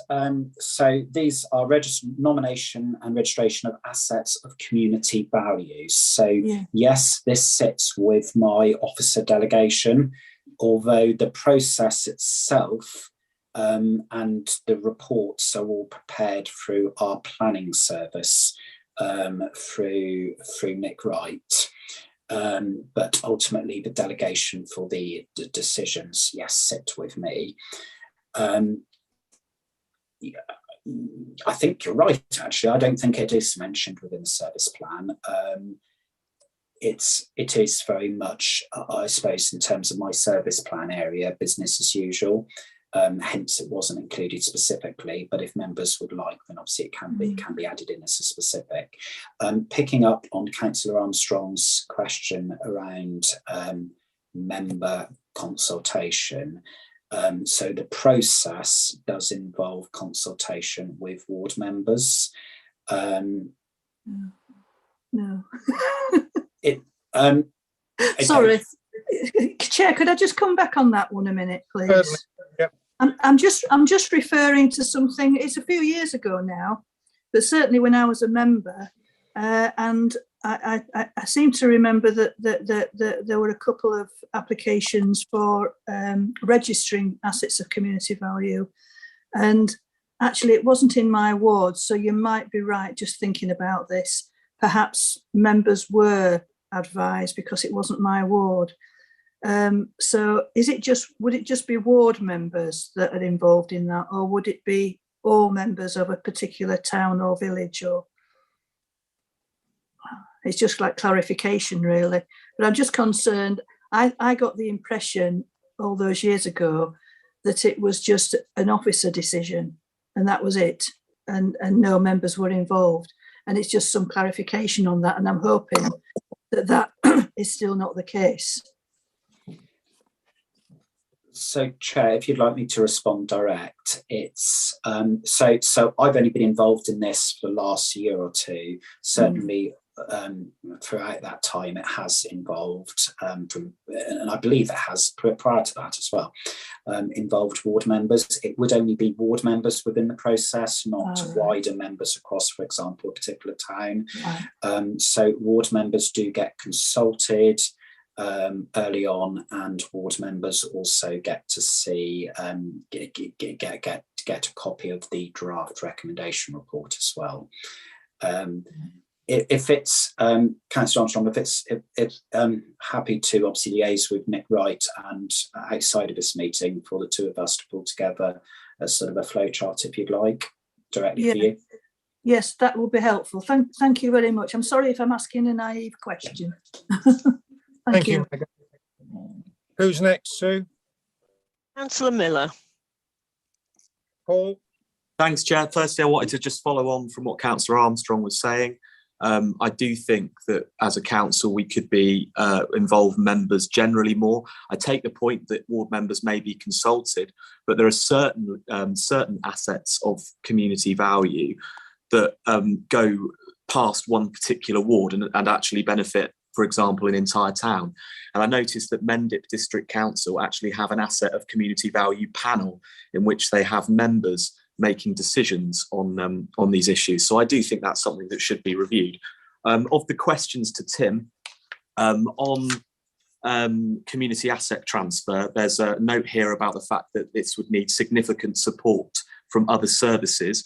I wanted to know how significant is that? Is that going to be an obstacle to us progressing, making speedy progress with community asset transfer? Because clearly it's something, as Tim touched on, is going to benefit our council, local authority financially, and devolving assets is also good for local areas because it brings services closer to people. There's another section here on the 3% increase on the total rent roll from let property. I just wanted to ask, how was that decision made in terms of the 3% increase? Has that been a regular figure that's been put on that? It just seems an arbitrary figure. I just wanted to know how was that decided? And I'm concerned really because I know of certain sports clubs, for example, within the district that are paying very low rents compared with other sport clubs that are paying very high rents. And I think a rent review would be welcome. I understand the funds might not be there for that. My final question is on the preparation for a new investment fund framework to support an interventionist approach to economic recovery. I think this is a key priority. It states here that it requires a budget, and I just wanted to ask Tim if he's aware what roughly or broadly what size of the budget does he require? Has he added that to the list of priorities for members to potentially decide to be added to the budget, or is this more of a longer term budget request? Thanks very much for all that, Chair. Tim, over to you.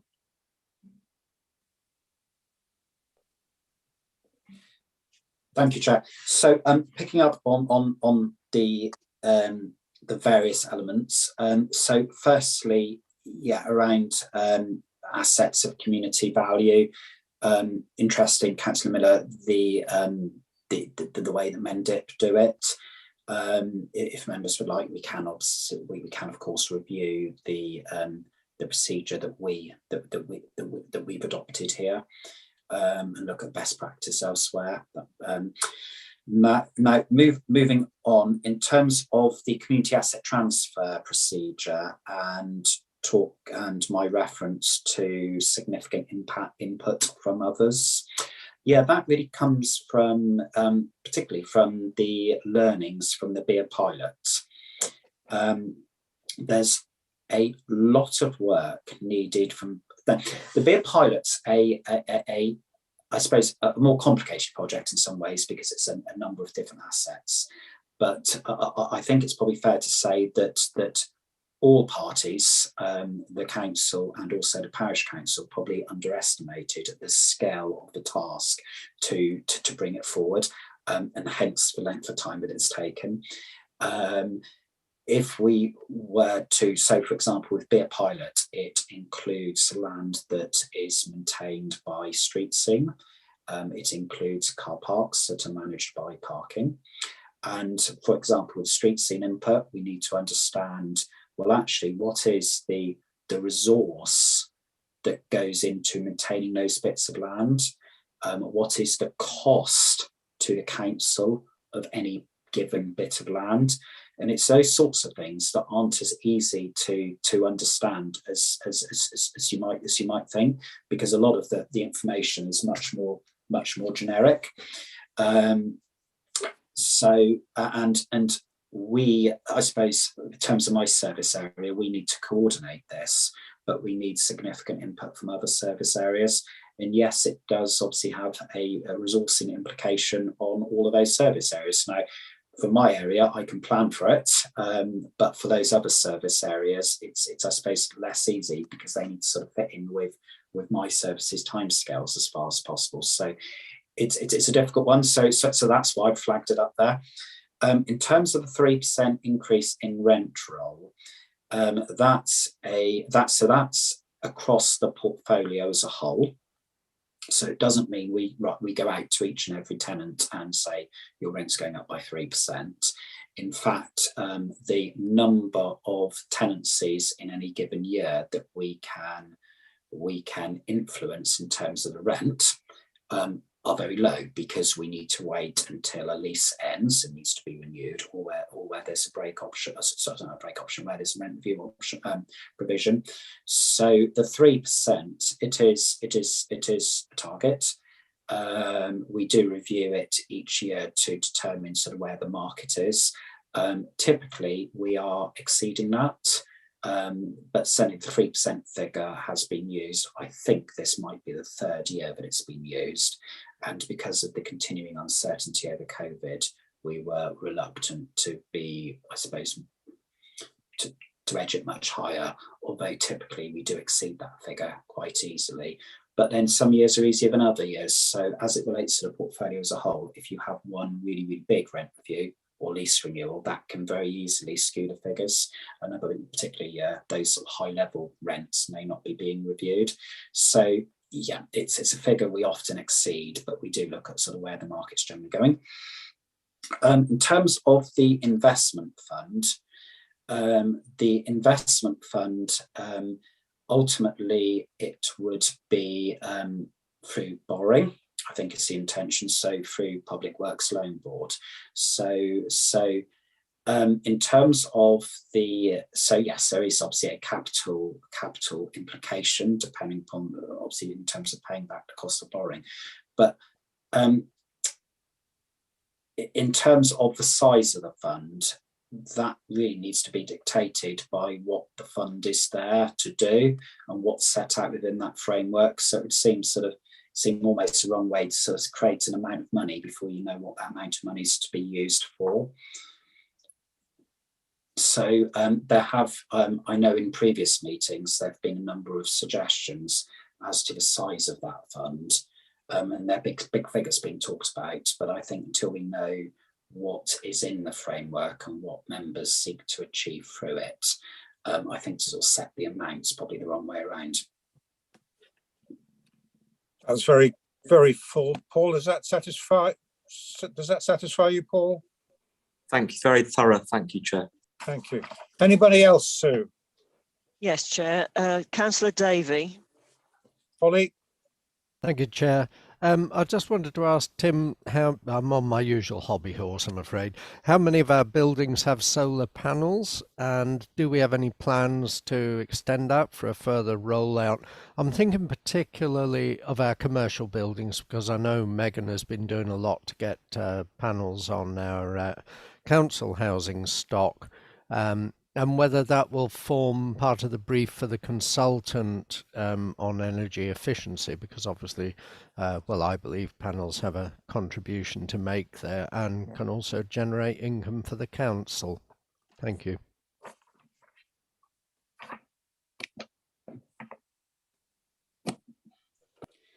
I should know the answer, Chair, to how many buildings, but I don't, I'm afraid, so sorry for that. It's what I can say. It is very, very low. So we've got PV panels on Blackdown House.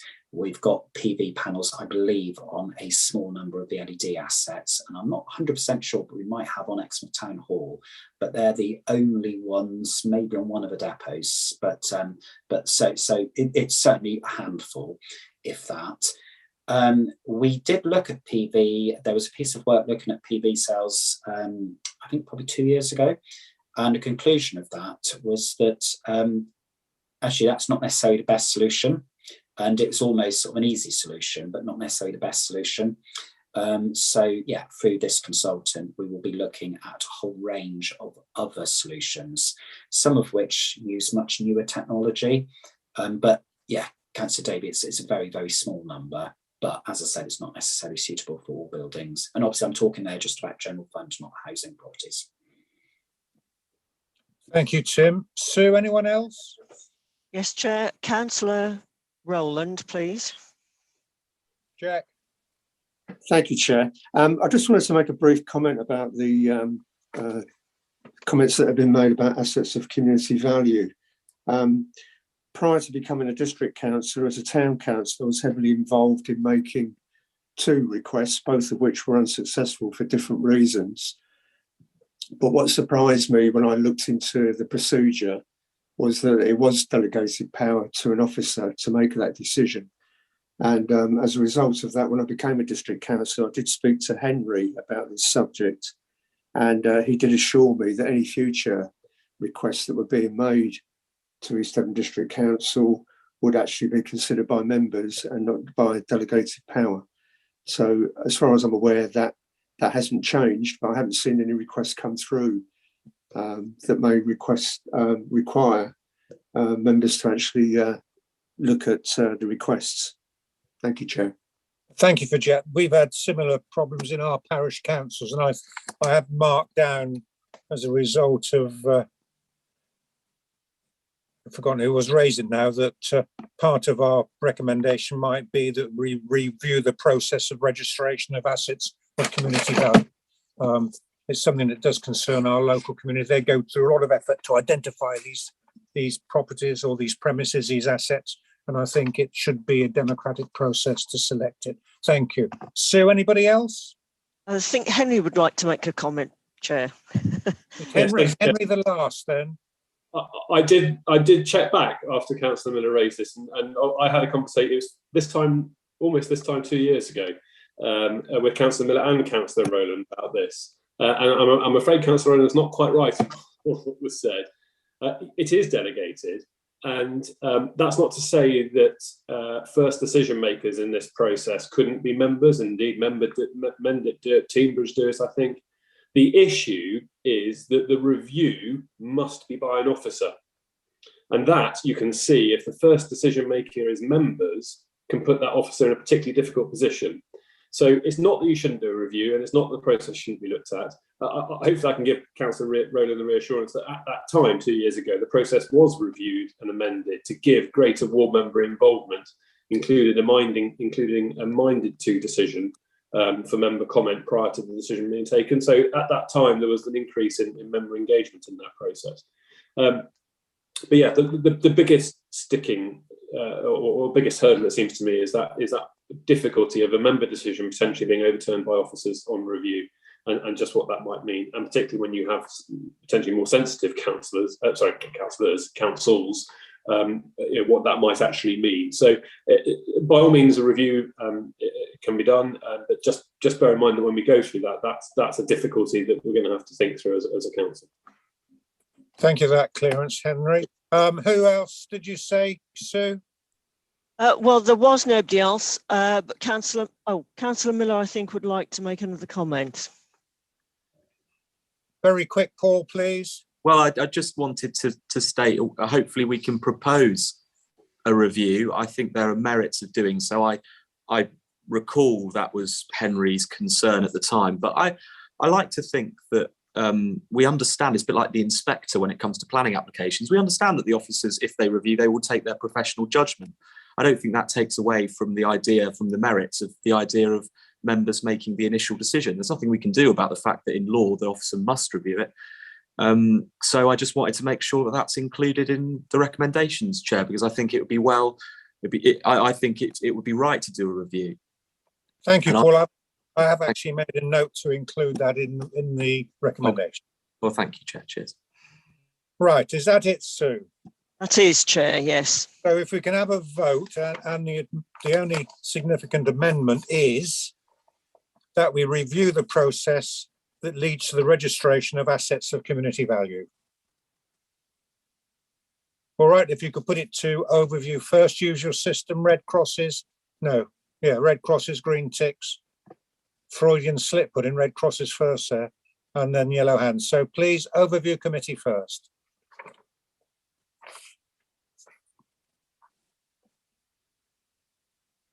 Okay, Chair, I have 8 votes in favour.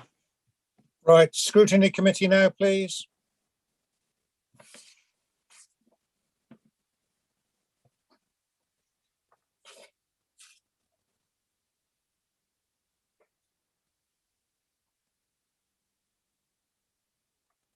Okay. Could I just ask members to vote again? I might have tried to take some down, clearing the last votes.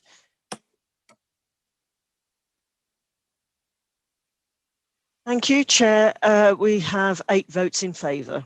Thank you very much indeed. We now move on to our agenda item 7F, Communications Digital Services Engagement Team, and this is being led by Joe Fellows. Over to you, Joe, please. It's Chair, it's actually Andrew Hopkins will be leading this one. Oh, sorry, my script is wrong. Right, so off to you. No worries, thank you. Thanks very much. Good afternoon, members. The Communications Digital Services and Engagement Team is one of the newest teams at the Council, having only been established on the 1st of August last year. We're currently a team of 7 with one more role to recruit for before the end of the financial year.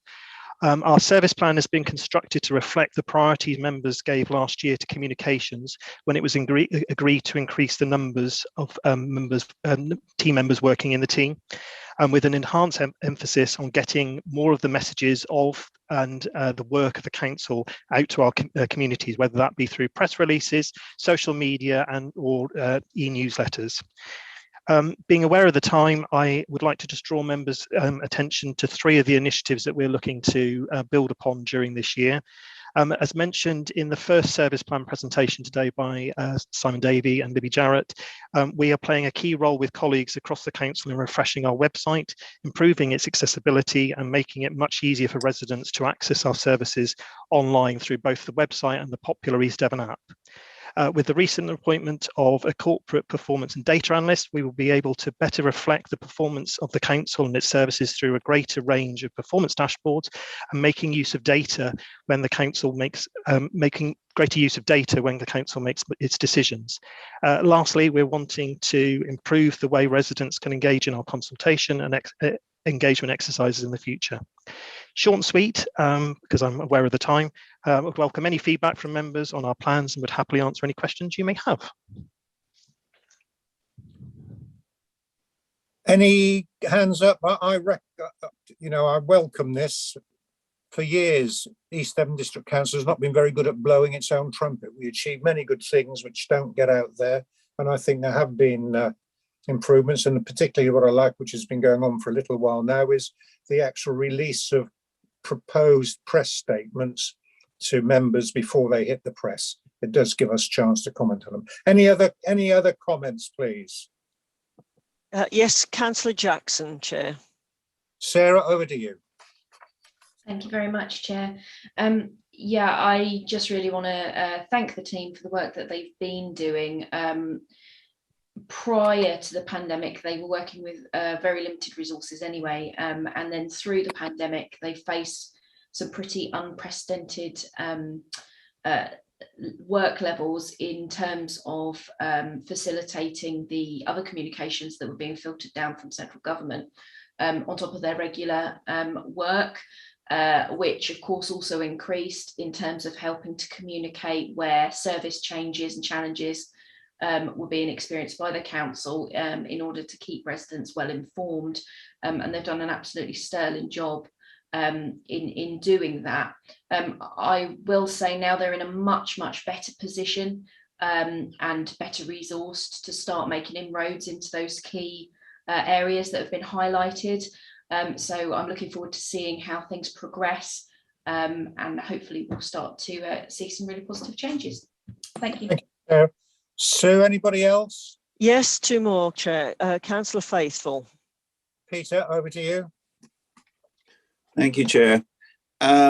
Is this just about information going out, or about information coming in, people trying to contact us? Because I think the subject has already been brought up earlier in governance, but there's always a problem. People trying to get, if you can't use the digital contact, then we used to have CSC Community Service Centre link shared on the website, and it doesn't seem to appear so much these days.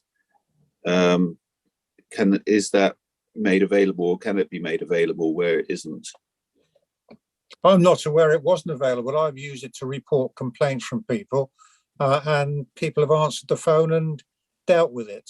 Am I right? You go on the website and it doesn't show up. Oh. All you get is the digital contact or digital link. Do you want me to answer that, Chair? Yeah, if you please. Yeah, I've had no problem with it, but we'll take that comment back on board, Councillor Faithful. We are at the moment making sure, as we mentioned, as my colleagues mentioned at the start of this morning, whilst we are trying to shift things to make things more accessible digitally, we are aware of a big chunk of our community who can't access those digital platforms. So we'll take your comments on board and make sure, but as best as possible, we're trying to make it far easier for residents and customers to feed back into the organisation. Thank you for that. Did you say there's one more, Sue? Yes, Chair. Councillor Rylance. Eleanor. Thank you, Chair. So my question via you, Chair, is this to Andrew. So I'm aware that our communication is absolutely essential about what we do, because for some of the things that we do, we're asking people to change their behaviour, and for that, mass communication is absolutely essential, and we have to be able to do that in the cheapest possible way.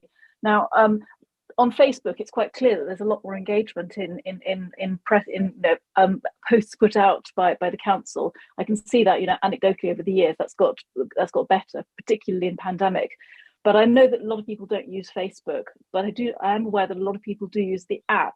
And I'm wondering how granular we can get with the information we put out via the app, because I've seen various people asking whether it's possible for things like delays to their waste collection to be pinged to them by the app, which actually would be a pretty good idea, really, given that the 15,000 people we know have the app. I think it's 15,000.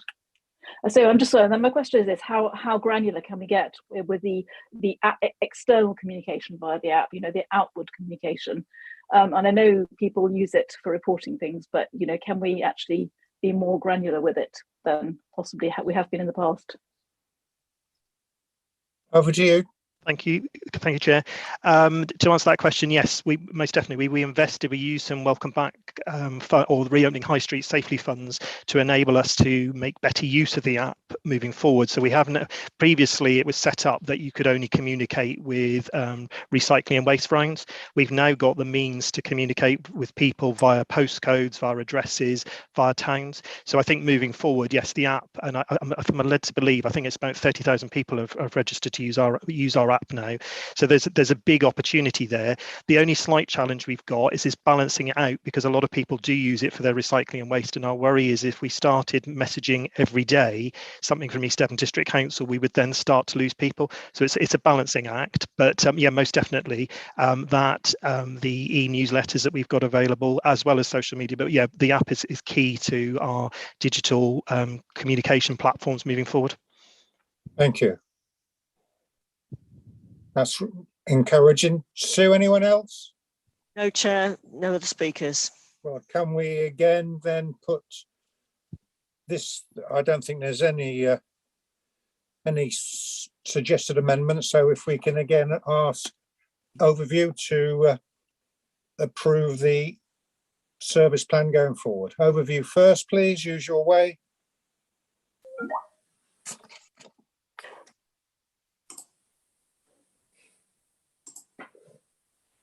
I have 7 votes for. Oh, 7 votes for. Thank you, Sue. Same again. If you clear down, same again with scrutiny, please.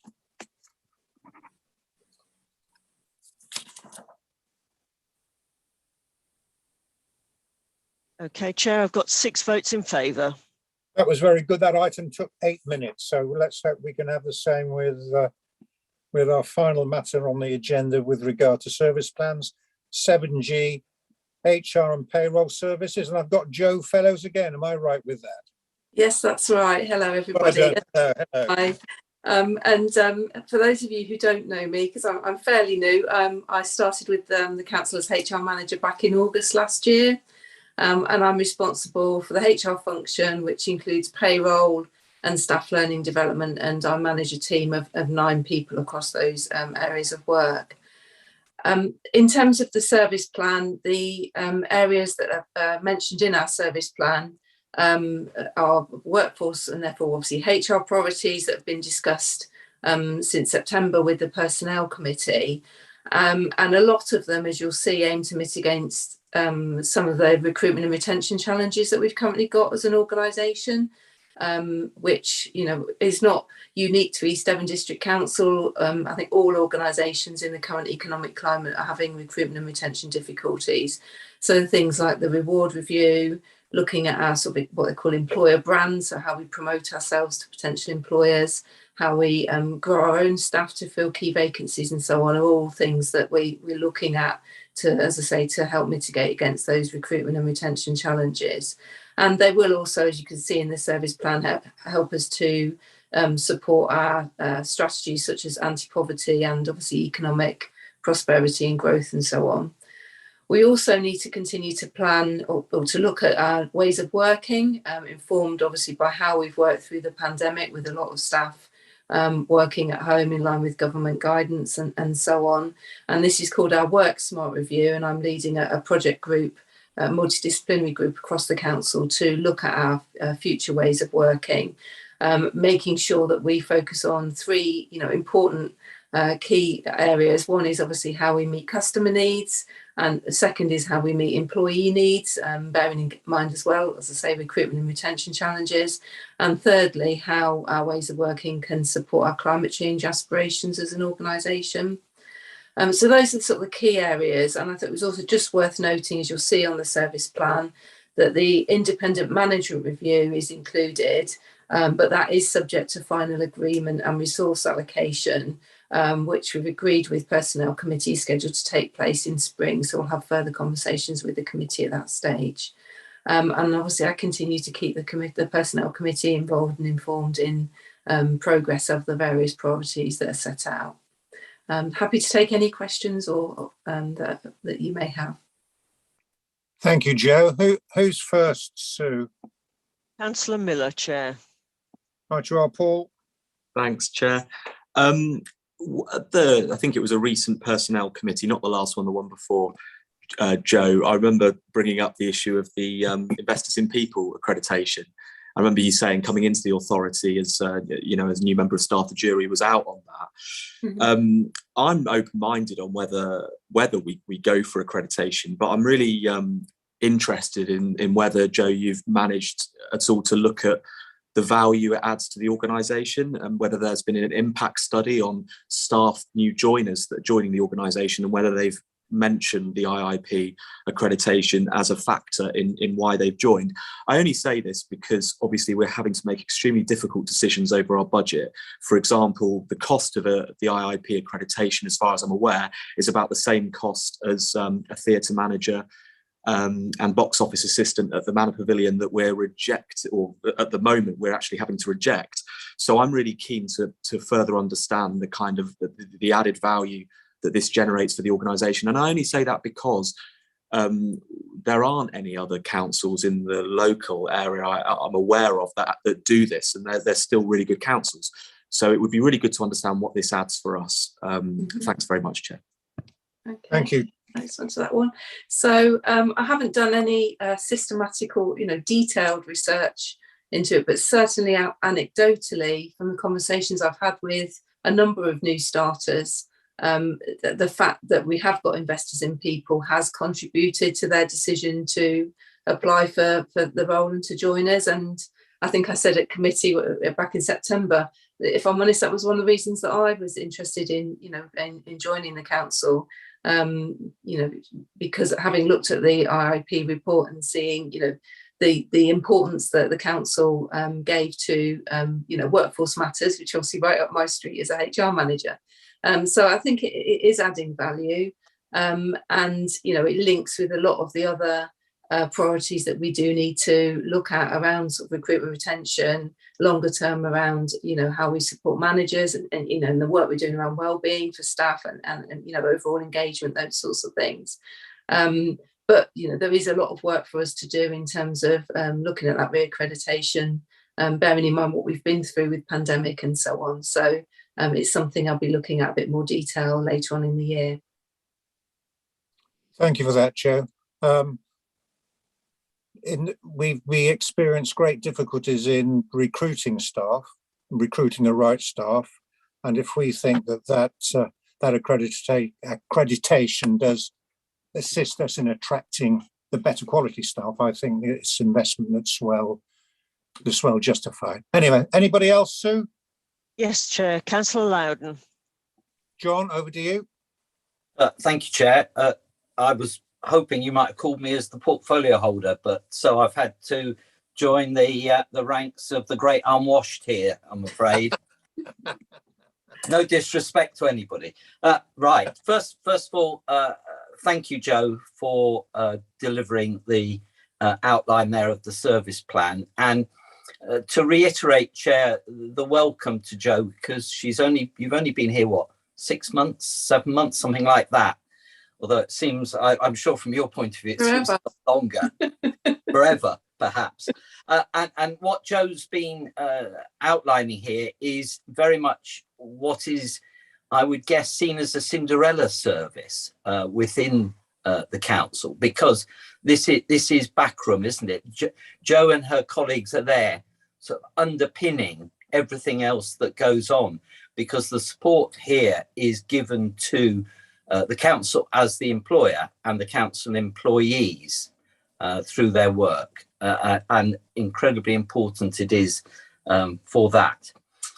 As I say, Jo's been here for 6 months or so now, and she got down very quickly to work, trying to get to grips and grasp the issues that were facing her in her role, and looking at how we respond to some of the key issues. And they're set out in the service plan here, and Jo's talked about. But if I can, Chair, if I just briefly mention 5 of the points in here and draw people's attention to them. So on the first page, so it's talking there, the first one is about progressing recommendations coming out of the independent reward review. And this is important, as Jo has said, because in some aspects we are falling behind the market. That's it, you know, I don't know why that would necessarily be, maybe poor decision making in the past, but equally the market has moved, and particularly the private sector is able to move quicker than we can in the public sector. That's not a criticism, that's a fact of life. And we need to see the outcome of this review, which shouldn't be too long in coming. But my anticipation is it will have some pound signs with it, I would guess. Secondly, the second point there on the first page is growing our own, and then looking at apprenticeships and the career pathways. I think it's very important. And I think some of my colleagues sometimes draw analogies with football teams. And if you think about football teams, they have academies, and the good football teams then take people through the academies into the first team. And that's what we need. I can see Jack Rowland there grinning. And that's what we need to do very much. Something in Exeter Chiefs are exemplars at, John. and I'm sure other sports other than football apply, Chair. Thirdly, on that first page, it's about looking at how we open the pipeline, we broaden the pipeline for recruiting into the organisation, because we are up against trying to recruit the best, not just locally, not just regionally, but in some jobs nationally. And so therefore, that, you know, I think does then lead into the second page, and under 4 other relevant considerations. The point Jo talked about was about the brand. And we've got to make sure our brand is resilient and it's attractive. And that's in all aspects of the brand. And that's about how we as an organisation operate and how we're seen as employees and potential employees to be worth coming to work for. So it's not just about what we pay them, it's not just about the reward package, but it's also about who we are and what we are, our values. And then finally, Chair, the third page, the second point there, commissioning an independent management review, that comes further on down the track beyond the reward review, but it is an appropriate time, I suspect, for us now to look at the organisation, make sure we're fit for purpose as we move into the future. So very much support Jo and the objectives that she set out in the service plan, and you know, more grist to her mill. Thanks, Chair. Thank you, John. That was very clear, and I think we understand and sympathise fully with what you are saying. So any more, Sue? Yes, Councillor Bonetta. Right you are, Jack. Thank you very much, Chair. I just wanted to make a very quick point with regards to this plan. I want to also obviously thank Jo for putting this together, and to welcome her to this organisation. Of course, I've been here about 6 or 7 months as well, so I wouldn't worry. We're all in the same sort of boat. I just wanted to raise a really quick point, and it may be a little bit stereotypical of me because of my party affiliations, but that's on sort of trade unions. I also recognise that John Loudon is a former Unison rep, and I think that his experience there is trumps mine absolutely. But I just wanted to kind of figure out what links there were with the trade union movement within the organisation, and how Joe thinks that that could be improved, or whether membership could be expanded. I know a lot of that isn't the role of Joe, but in terms of what relationship there is there and how that works, I'm just trying to gauge how Joe thinks that works at the moment. Thank you, Chair. Okay, I'll respond to that one. So we recognise Unison, and we've got a really excellent working relationship with Unison. At a local level, I have regular meetings, conversations with the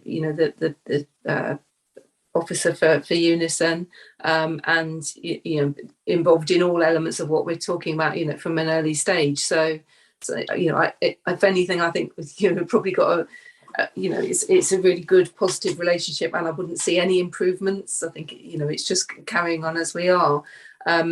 In terms of Unison membership, I don't know overall. I mean, obviously some people pay their Unison subs via the payroll, so we can pick up on that, but not everybody does. So I've got not particular feel across the organisation, but I think generally lots of organisations now union membership tends to be at a lower level than perhaps in the past.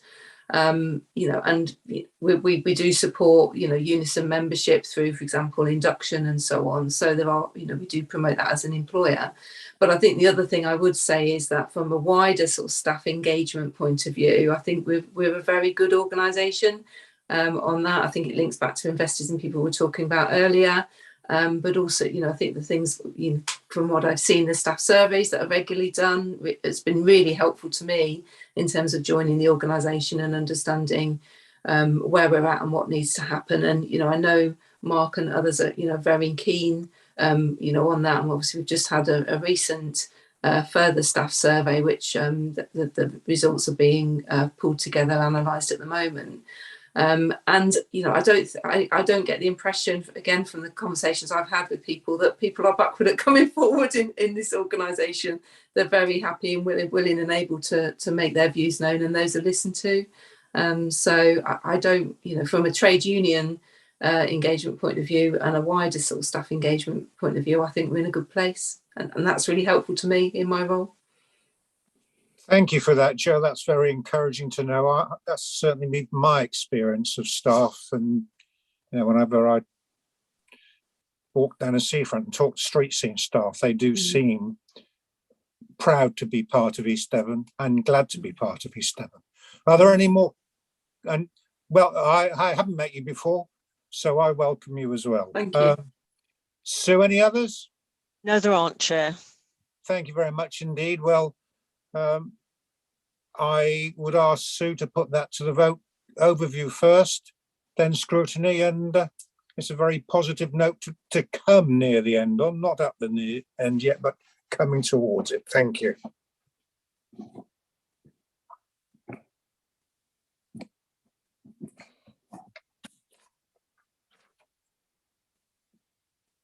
Chair, we have 7 votes in favour. Thank you. Now, clear down and scrutiny, please.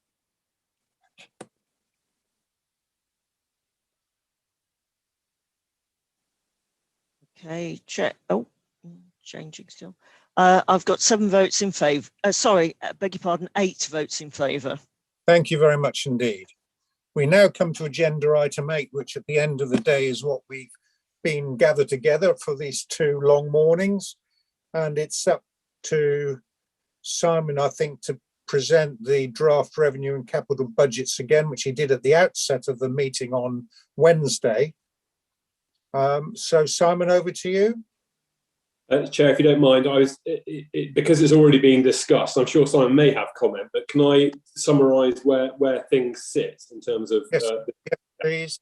Thank you. So obviously, having had the service plan conversation, discussions, there are a number of recommendations that have come out of that which need to be taken into account. They are within the finance, planning, place assets and commercialisation service plans. I think the assessment is that those recommendations are not going to have an impact on the budget specifically, although Simon may well wish to confirm that. That being the case, Chair, the recommendation from last Wednesday, I'll need to read that out for you when you're ready to go to the vote, or indeed prior to any discussions. I can reiterate where the committees have got to last Wednesday. So that's where we are in a brief summary. So what we're voting on today effectively is our recommendations from the recommendations that were carried last Wednesday. Yeah, they were a provisional vote last Wednesday, subject to anything arising from the service plan conversation. So effectively, that vote now becomes a formal confirmation of a recommendation to Cabinet. Obviously, you might want to ask Simon just to confirm, but my understanding is there's nothing arising from discussions on the service plans that will affect the budget position. So the recommendation from last Wednesday really just needs to be confirmed again by the committees. And if my memory is correct, nothing we've discussed today has impacted or affected those decisions of last Wednesday. Well, that's my view as the lawyer, but you probably ought to ask the one like. If I can, Chair, I agree totally with yourself and Henry in terms of the discussions and recommendations made to the service plans. I haven't picked up any consequence on the draft budget that was proposed and your original recommendations from last Wednesday. Well, last Wednesday there was significant budget implications, certainly with regard to car parking. Yeah. So I want to be sure that what we're passing today includes all those agreements that we had last Wednesday. So I'll read back to you, Chair, what was the outcome from last Wednesday for a formal ratification now, if that's that will be do that will I think that will put us all in the right place. Thank you, Henry. Okay. So the joint overview and scrutiny meeting recommends to Cabinet, firstly, the draft revenue and capital budgets for 22-23, taking account of the following, and that is adopting a £2 an hour charge for a limited number of popular tourist hotspot car parks within Category 1, Exmouth Queen's Drive Echelon, Exmouth Beach Gardens, Budley Limekiln and Sidmouth Ham East and West from April 22, and adopting a £1.50 an hour charge for all other Category 1 car parks from April 22, but avoid the 10p per year charge for the subsequent 3 years to prevent damage to vulnerable high street businesses. So that's the first. The second is to review other budgetary requests, e.g. tree strategy and street scene, which have been rejected in line with the new estimated budget forecasts. And then finally, that a working draft of the car parking strategy be presented to the next overview committee in order to set timescales for a speedy adoption. It's slightly tweaked, obviously, just to make to get it right to go to Cabinet, but that is effectively what was agreed last Wednesday. And any recommendations coming out of the discussions this morning? Just a review of the few things, because they haven't got budgetary implications, have they? Well, they've already been dealt with under last week's discussions on service plans and under item 7 already. So they will feature in the minutes to go on to Cabinet, as has been agreed with officers. But as far as ratifying the budget decision, no, that is as I just read out to you. So in that case, is it that ready to be put to the vote to the two committees? Unless there's any conversation or discussions that there may be from the members, Chair, but yes, in my view, that's ready to go. Any hands up, Sue? Yes, we have 3 hands up, Chair. Councillor Ledger. And Dan? Thanks very much, Chair. I just wanted to obviously cover off, there is a request from the development management under Ed, and obviously coming out of the service plans. We are currently using agency staff and we're looking to reduce that through a permanent post, and whether that would be given any consideration by overviewing scrutiny. I don't think we've really covered that off very much today. I thought Ed did mention that, and that he's looking to employ full-time staff to replace the agency staff, other than where agency staff are necessary for some particular contract. Totally agree, but I don't think there's been a specific recommendation either for or against it, because right now, if we are continuing at the current position, the agency staff finishes at the end of this financial year. So moving into next year, we either need to put into place further agency staff, which will cost more money, or accept the recommendations which aren't currently budgeted for. Simon, can you help with that? Thank you, Chair. I think the recommendations that were read out by Henry cover that off, but that's subject to overview and scrutiny's view, in that there's been proposals made that will affect the budget in terms of if adopted or if recommended by Cabinet through to Council, that do give us additional sums within the budget. What's being highlighted is there are a number of resource requirements, staffing resource requirements, including the planning one that currently isn't in the budget. And I think it's for Cabinet to take on board the discussion at overview and scrutiny, for me to represent to Cabinet the implications on the budget in terms of additional income that's being proposed by your two committees, and then for Cabinet to give a steer to Council as to where any additional resources may be allocated to those staffing requests, which would include the request of planning. Whether overview and scrutiny have a particular priority of those requests or whether it's left to Cabinet to consider those. Clearly, my understanding of the debate so far, street scene has been mentioned several times in terms of additional resource requirements. And I think the tree strategy has also been highlighted. I think also when I take a final report through to Cabinet, I'll mention in terms of the debate that we had on the tree strategy, and there is a one-off request for money and whether that could be met from the climate change budget. But I can reflect that in my report to Cabinet. Thank you. Dan, does that satisfy you? Yeah, very much so. Thanks very much, Chair. Who's next, Sue? Councillor Miller. Right, Paul. Okay, thanks very much, Chair. I'd like to sort of reflect on the debates we've had, and I think to encapsulate that, we've noticed that there are a number of items that we would like further investment in. That's really come across in the debate, that currently we don't have the money to do. And I've also reflected on the car parks I selected. Obviously, I did do a bit of reading beforehand, but I don't profess to have the local knowledge that members in other towns do. I think this has appeared in the chat on the in this meeting that obviously members of the public can't see, but I do think Exmouth foxholes should be added to the list of the car parks going up to £2. This is a very minor tweak to my original proposal.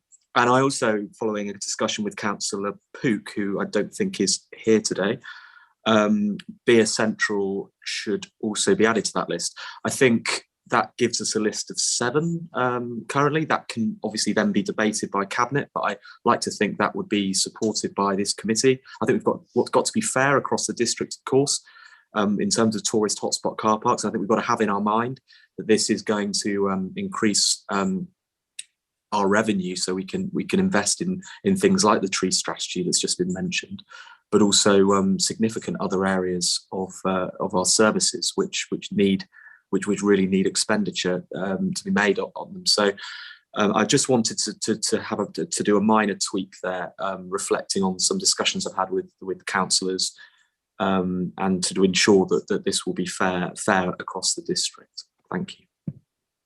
Henry, if I get that straight, what it will mean is we'll now have to have a vote on that recommendation by Councillor Miller that Foxholes car park in particular, I'm not so concerned about the beer car park because that's of a much smaller scale, and that's something we might very well be handing over to beer anyway.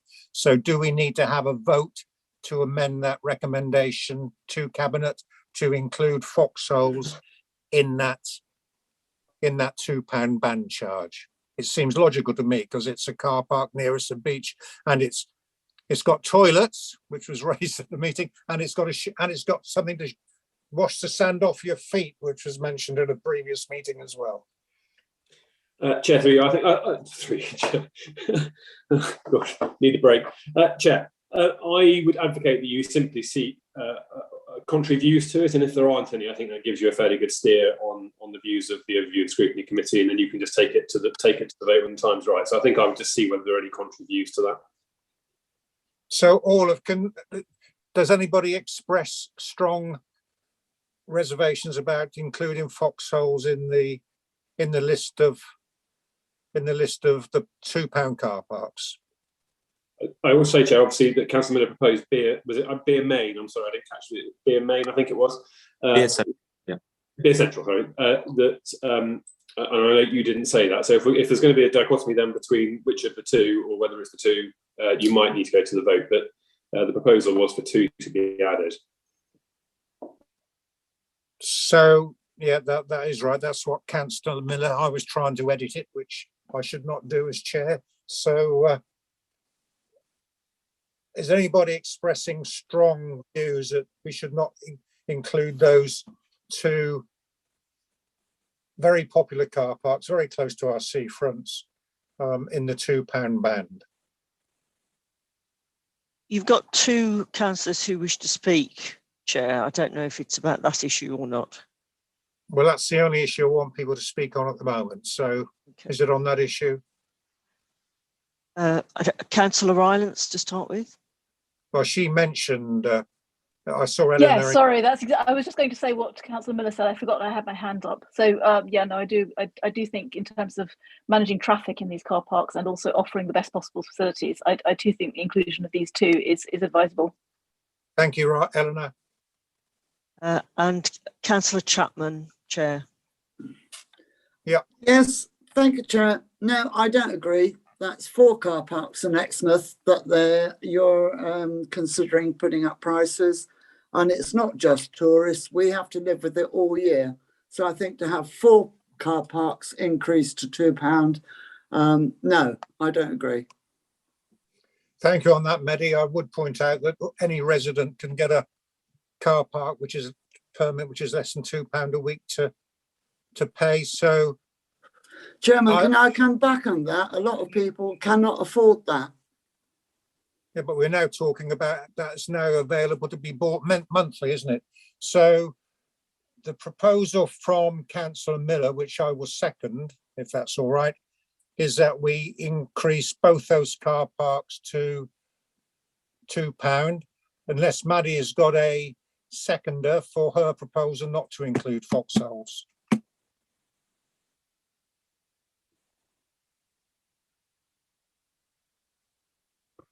My screens have all gone blank. Is everybody still there?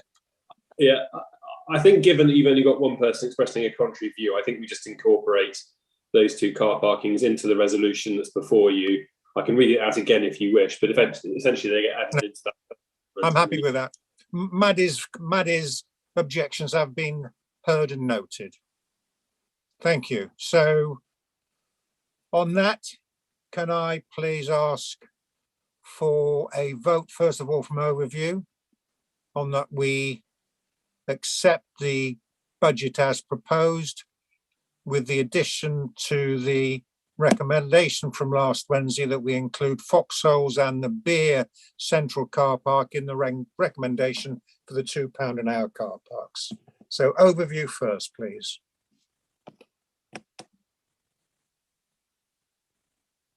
Okay, Chair, I have 7 votes in favour. Thank you very much. Now, if we can close that down and come again to scrutiny.